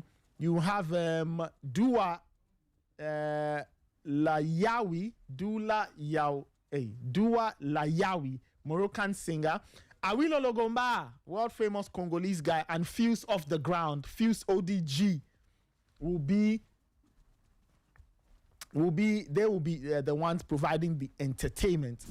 Now, in terms of the awards that will be presented tonight, African Player of the Year, African Women's Player of the Year, African Goalkeeper of the Year, African Women's Goalkeeper of the Year, CAF Interclub Player of the Year, Men's Coach of the Year, Men's Coach of the Year, Young Player of the Year, Young Women's Player of the Year, Men's Club of the Year, Men's and Women's National Team of the Year, and then Goal of the Year. Now, CAF is saying that due to the ongoing CAF Women's Champions League, the winners of the Women's CAF Women's Coach of the Year, Women's Interclub Player of the Year, and Women's Club Player of the Year will be announced at a later date.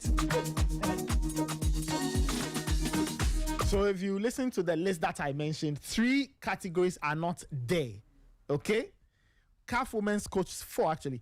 3. CAF Women's Coach of the Year, Women's Interclub Player of the Year, and Women's Club of the Year will be announced at a later date. So that is something for everybody to take note of. If you watch tonight's event and then you don't see that category being, or those awards being given out, CAF has already explained to you why. In terms of the Player of the Year, the nominees, Ashraf Hakimi, Mo Salah, and Victor Osimhen. Goalkeeper of the Year, you've got Yassine Bono, Monet Mohamed, and Ronwen Williams. So Yassine Bono of Morocco, Monet Mohamed of Morocco, and Ronwen Williams of South Africa. If you look at the Interclub Player of the Year, the nominees, Mohamed Chibi of Morocco and Pyramids, Usama Lamloui, who plays for Morocco and he also plays for RS Berkane. Fiston Maele plays for the DRC and Pyramids of Egypt. Men's Coach of the Year, Bubista of Cape Verde, Mohamed Wabi of Morocco's Under-20. Remember, they won the Under-20 World Cup. And Walid Regragui, who is head coach of the Moroccan national team, the men's national team. The African Player of the Year, Othman Mama, Morocco and Watford, Abdallah Wazan, Morocco and Ajax, Tylon Smith, South Africa, and Queen's Park Rangers. The men's national team of the year, Cape Verde, Morocco's senior team, Morocco's under-20 team, the 3 teams nominated. Men's Club of the Year, Mamelodi Sundowns of South Africa, Pyramids of Egypt, RS Berkane of Morocco. In the women's category, you've got the African Women's Player of the Year, the shortlist, Rasheedat Ajibade, Nigeria and PSG, Ghislaine Chebak, Morocco and Al Hilal, and Sanam Sudi, Morocco and AS FAR. African Women's Goalkeeper of the Year, Andile Dlamini, South Africa and Sundowns, Khadija El Michi, so El Michi, I think the name is, Morocco and AS FAR. Chiamaka Nadoze of Nigeria and Brighton and Hove Albion. The Young African Women's Player of the Year, Shakirat Abidemi Moshood, Nigeria and Bielsa Queens. Doha El Madani, Morocco and AS FAR. And Aji Ndiaye, Senegal and AS Bambi. And the women's national team nominees, Ghana, Morocco and Nigeria.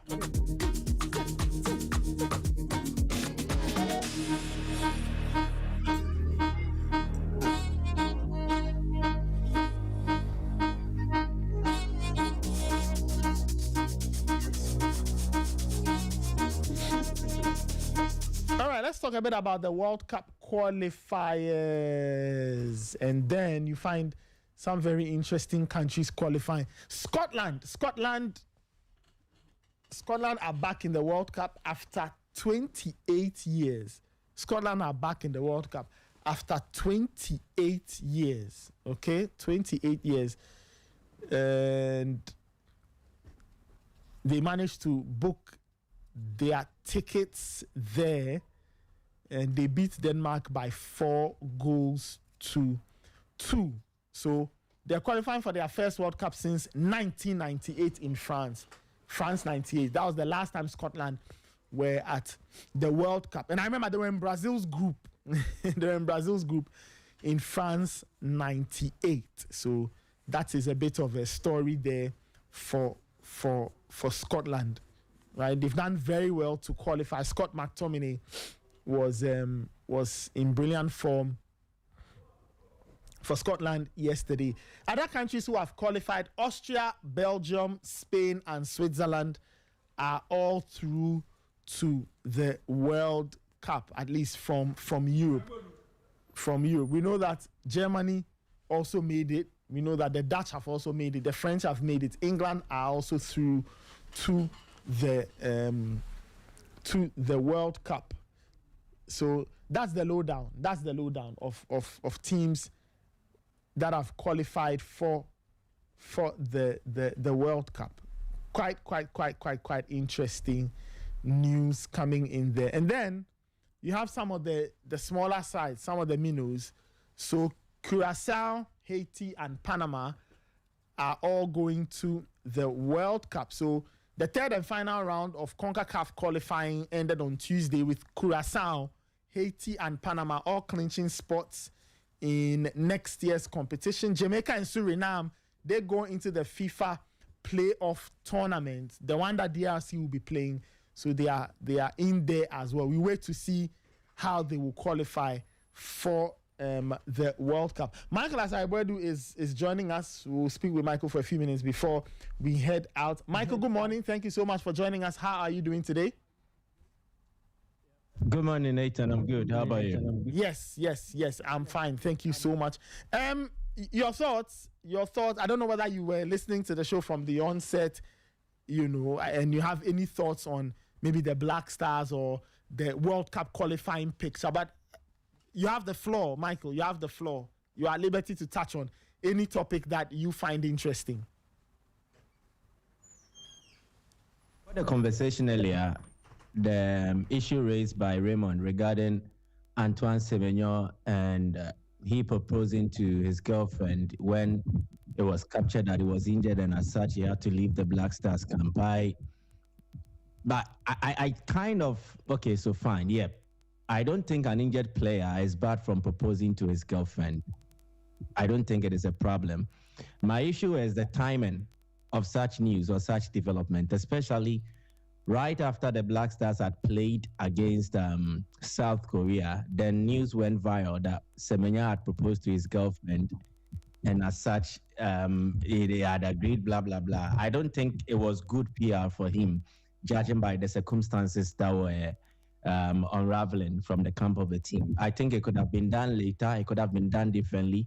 Or maybe it could have gone privately. They could have done this privately and then kept it away from the media limelight and all that. So I feel the timing is actually the problem for me. But as to whether he's injured and he's proposing to his girlfriend, I see no issues with it because players can be injured and they can still have their own private lives.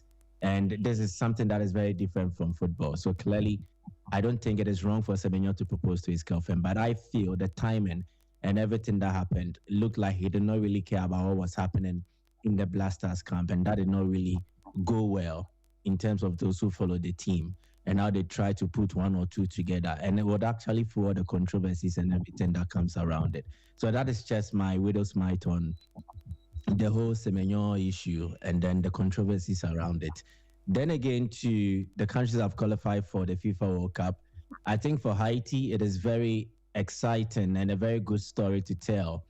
Their first World Cup participation since 1974. Maybe it is good omen for the likes of Zaire or DR Congo as it is now, because when Haiti made their first World Cup appearance, it coincided with then Zaire, now DR Congo, also making their first World Cup appearance. So maybe that is good omen for DRC. But what it means is that if you check yesterday's date, it was the 18th of November, 2025. And the date holds significance to the people of Haiti. It is a day they feel they were able to oppress their colonizers and then declare their freedom. Their Independence Day, quote unquote, per Haiti history, is the 1st of January, 1804. But before then, they had fought the French army.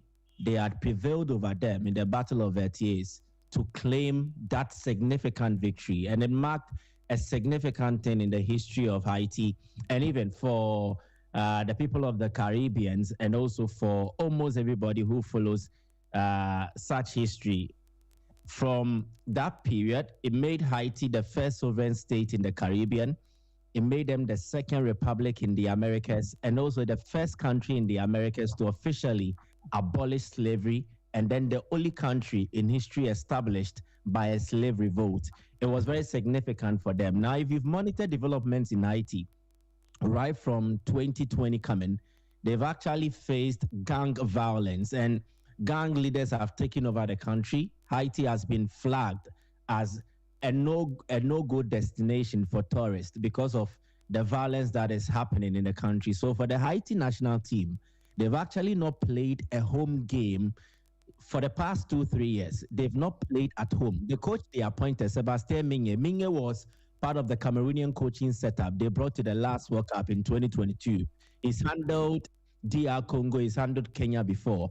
he has not stepped foot on Haiti soil, albeit is the coach of the Haiti national team. He has not been to the country before, I should tell you. So having played all their World Cup qualifiers virtually away from home and then still being in a position to qualify at the expense of teams that are established, the likes of Honduras, Costa Rica, I think it holds true, and it's very, very important that Haiti have been able to do this. And then what makes it more remarkable is that the date that it fell on, 18th November, which is very significant to the people of Haiti. It is good news, and I think they will enjoy themselves. They'll be very happy at this, and hopefully they'll be able to draw on board some of their players who have Haiti roots but are not necessarily playing for their national team. Sunderland's Isidore has Haiti roots, so clearly they'll be able to convince him to come and play for them. Bellegarde of Wolves already is part of the team, so it makes it all beautiful. And I think it was one of the major highlights of yesterday's FIFA World Cup qualifiers. Then again, you have to look at Curacao, and I've seen the jokes and everything that people have thrown around regarding Curacao being the country with the smallest population to qualify for the FIFA World Cup, beating Iceland's record set in 2018. And then they compare it to Nigeria and their population, say a country of like over 200 million people, failing to qualify for the World Cup. And then Curacao, who are not even up to 200,000 people, qualifying for the FIFA World Cup. And they try to portray it as quality over quantity. I think it is as a result of the expansion of the FIFA World Cup from the previous number to the current number. Now 48 countries are playing. What it means is that it will allow for countries who will not, under normal circumstances, made it from such route, now stand a fair chance of making it. And if you look through the various continents, there is New Caledonia now who are set to play in the playoffs somewhere March 2026. If you look through Africa, DR Congo will likely be making their first World Cup appearance since 1974. But then there is a debut World Cup appearance for Cape Verde. If you go to North America, CONCACAF region, you carefully study it. This time around, Canada did not participate in the qualification. The US of A did not do that. Mexico did not do that because they are the co-hosts. So what it means is that it opens up slots for countries who normally have not normally had made it. It opens up for them to enter into the fray. So check Curacao.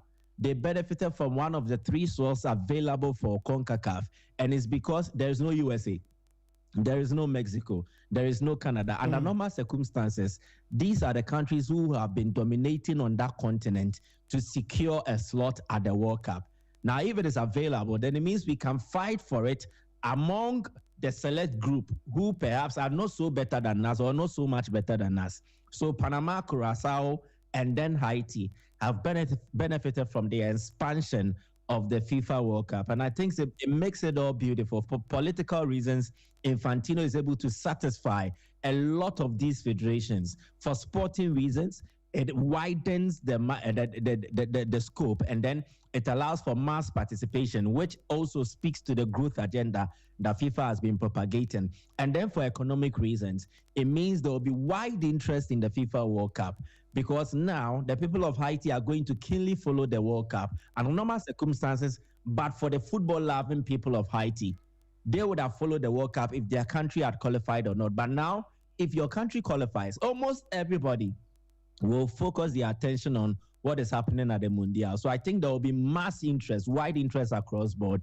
in terms of the 2026 FIFA World Cup, which is good for economic reasons. So I think, FIFA is actually getting the benefit, or they are actually seeing the benefit of expanding the World Cup. And when it starts in June, then in June 2026, they will make more money as a result of it. So I think these are the major highlights from what happened last night. And then for Scotland, it was beautiful. If you watch the game, it would actually put you on the edge of your seat throughout, because there was action right from the start when Scott McTominay scored that wonderful bicycle kick. And I think he's gradually carving a niche for himself as a big game player. When the occasion calls for a performance, you have to definitely trust him to deliver. At club level, he's done that for Napoli when they won the title last season. And then at the national team level, he's almost been coming up clutch for the Scottish national team. And I think his goal set them off to a wonderful tone and then also a certain atmosphere. It created the atmosphere around Hampden, the stadium, made it all beautiful. So everybody followed suit. Denmark, I think, paid for not being able to beat Belarus at home. And always that game was going to haunt them because Belarus looked like the weakest team in their group, quote unquote. And so all the other teams that were keen on qualifying had to defeat Belarus, whether home or away. Now, Denmark had to host Belarus. They took a 1-0 lead and allowed the Belarusians to equalize and even take a 2-1 lead. It took them until the latter stages of that game to equalize and make it 2-2. If they had beaten Belarus, I think they would not really have bothered themselves about getting a result away at Scotland. And that set the tone for the Scottish people to also believe that they can actually do something against the Danes. And they did it. The last goal capped it off. It was the proper icing on the cake to demonstrate how Scotland had really played about themselves to achieve this result. And their first World Cup appearance since 1998. I heard you record that story.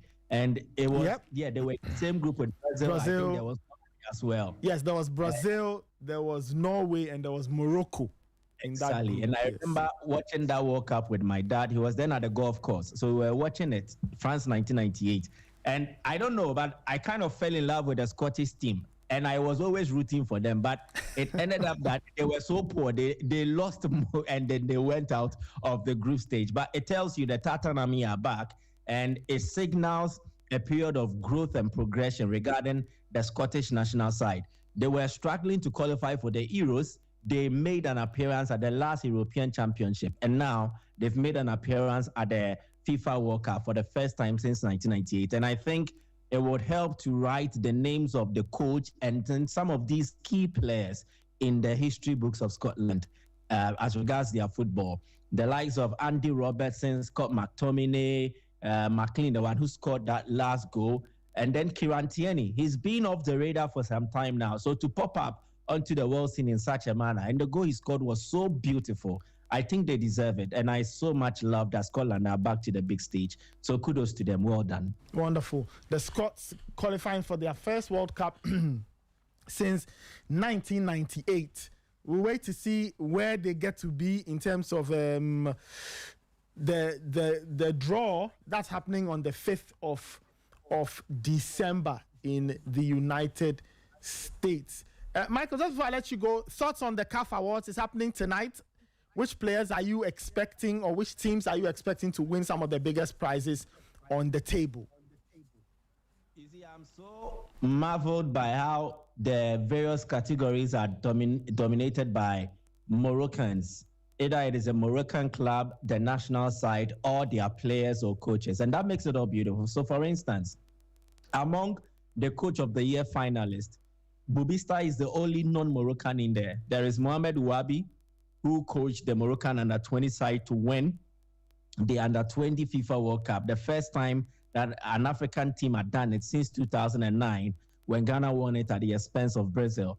And then Walid Regragui, for the run that Morocco is on, they have gone a spate of games without losing, and that unbeaten streak is all remarkable, and it's been possible through the coaching of Walid Regragui.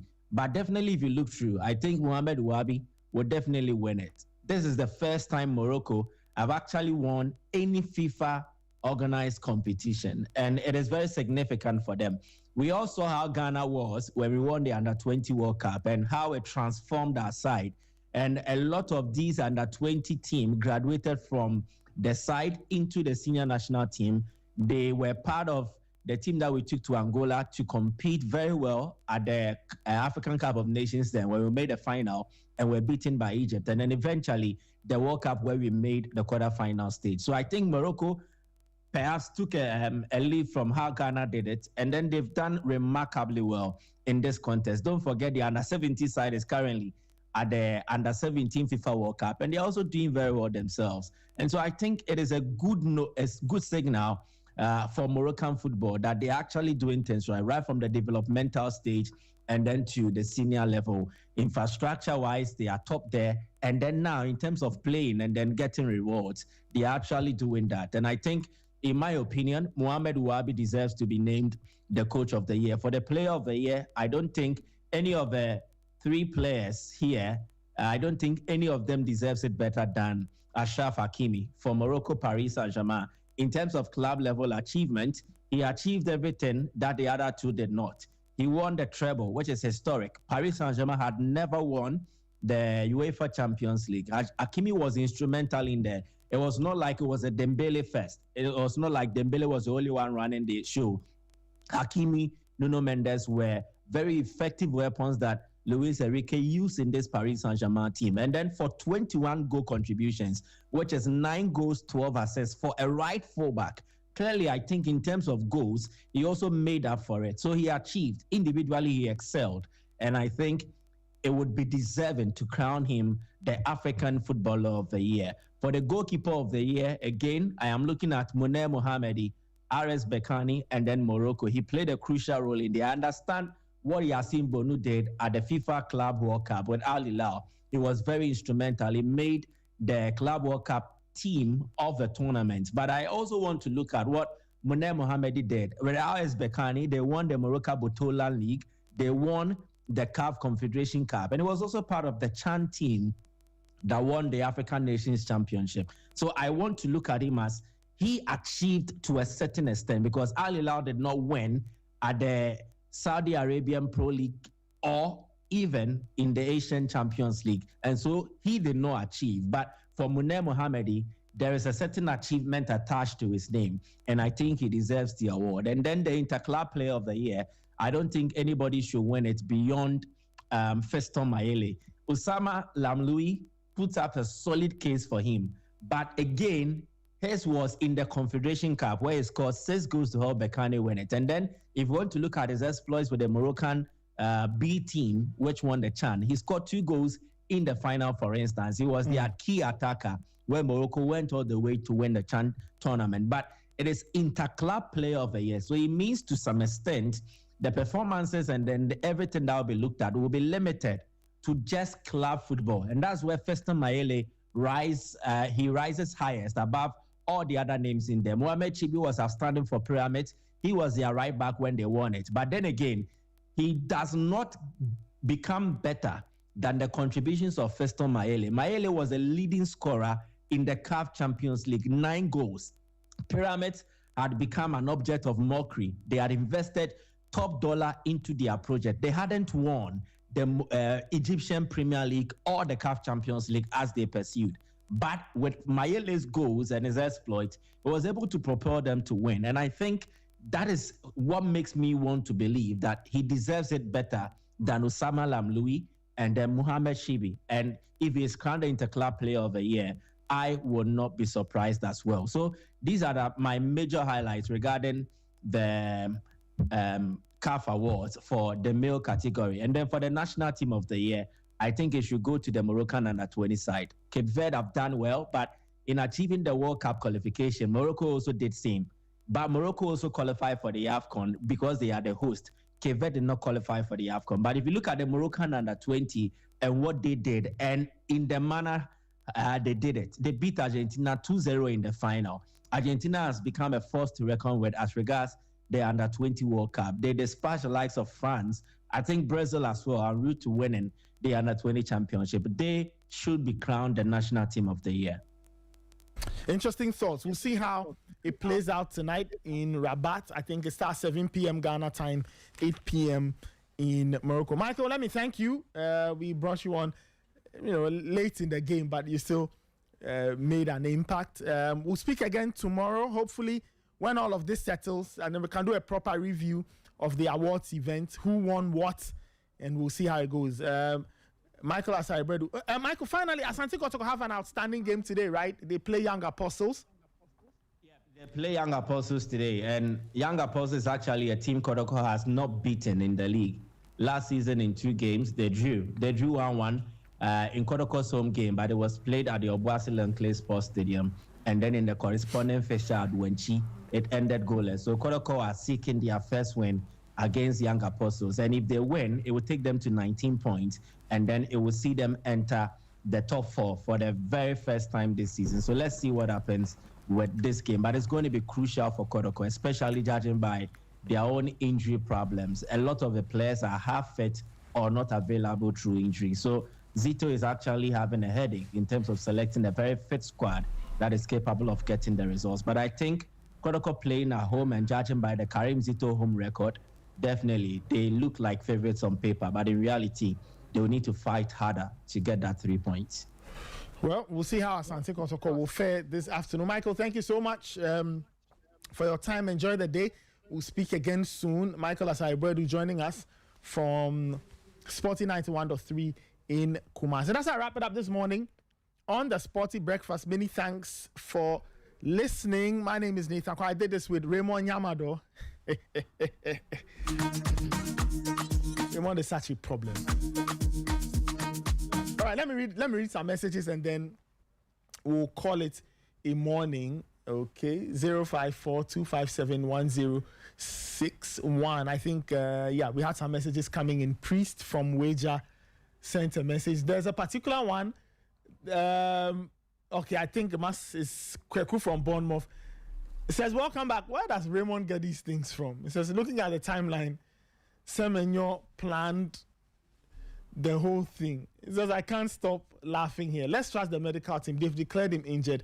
So let's believe, just like Aminu said. It says Raymond is always causing problems. Kweku from Bournemouth. Anyway, that's how I wrap it up this morning on the Sporty Breakfast. Many shouts to my production team, Immortal, Angela, Nanekia, and Abigail. Shout outs to Fly and Emmanuel Ayamga. Shout outs to my DJ Fidelis. Shout outs to my wingman Raymond Yamado. Who's happy that I'm in the big seat. I'll be leaving him to handle things soon. Anyway, thank you so much for tuning in. Thank you for all your calls and messages. Thank you. Keep your dials locked on Sporty 106.1 FM. There's the news at midday, Sporty Plug at 12:30. There's Sporty Drive at 4, and Monday night Sporty at 7, where the guys will talk about everything that's happened over the weekend. And then, of course, keep an eye out on the 2025 CAF Awards happening in Morocco. My name is Nathan Kwa. Many thanks for listening. We'll catch you later. Enjoy your day. Keep your dials locked on Sporty 106.1 FM.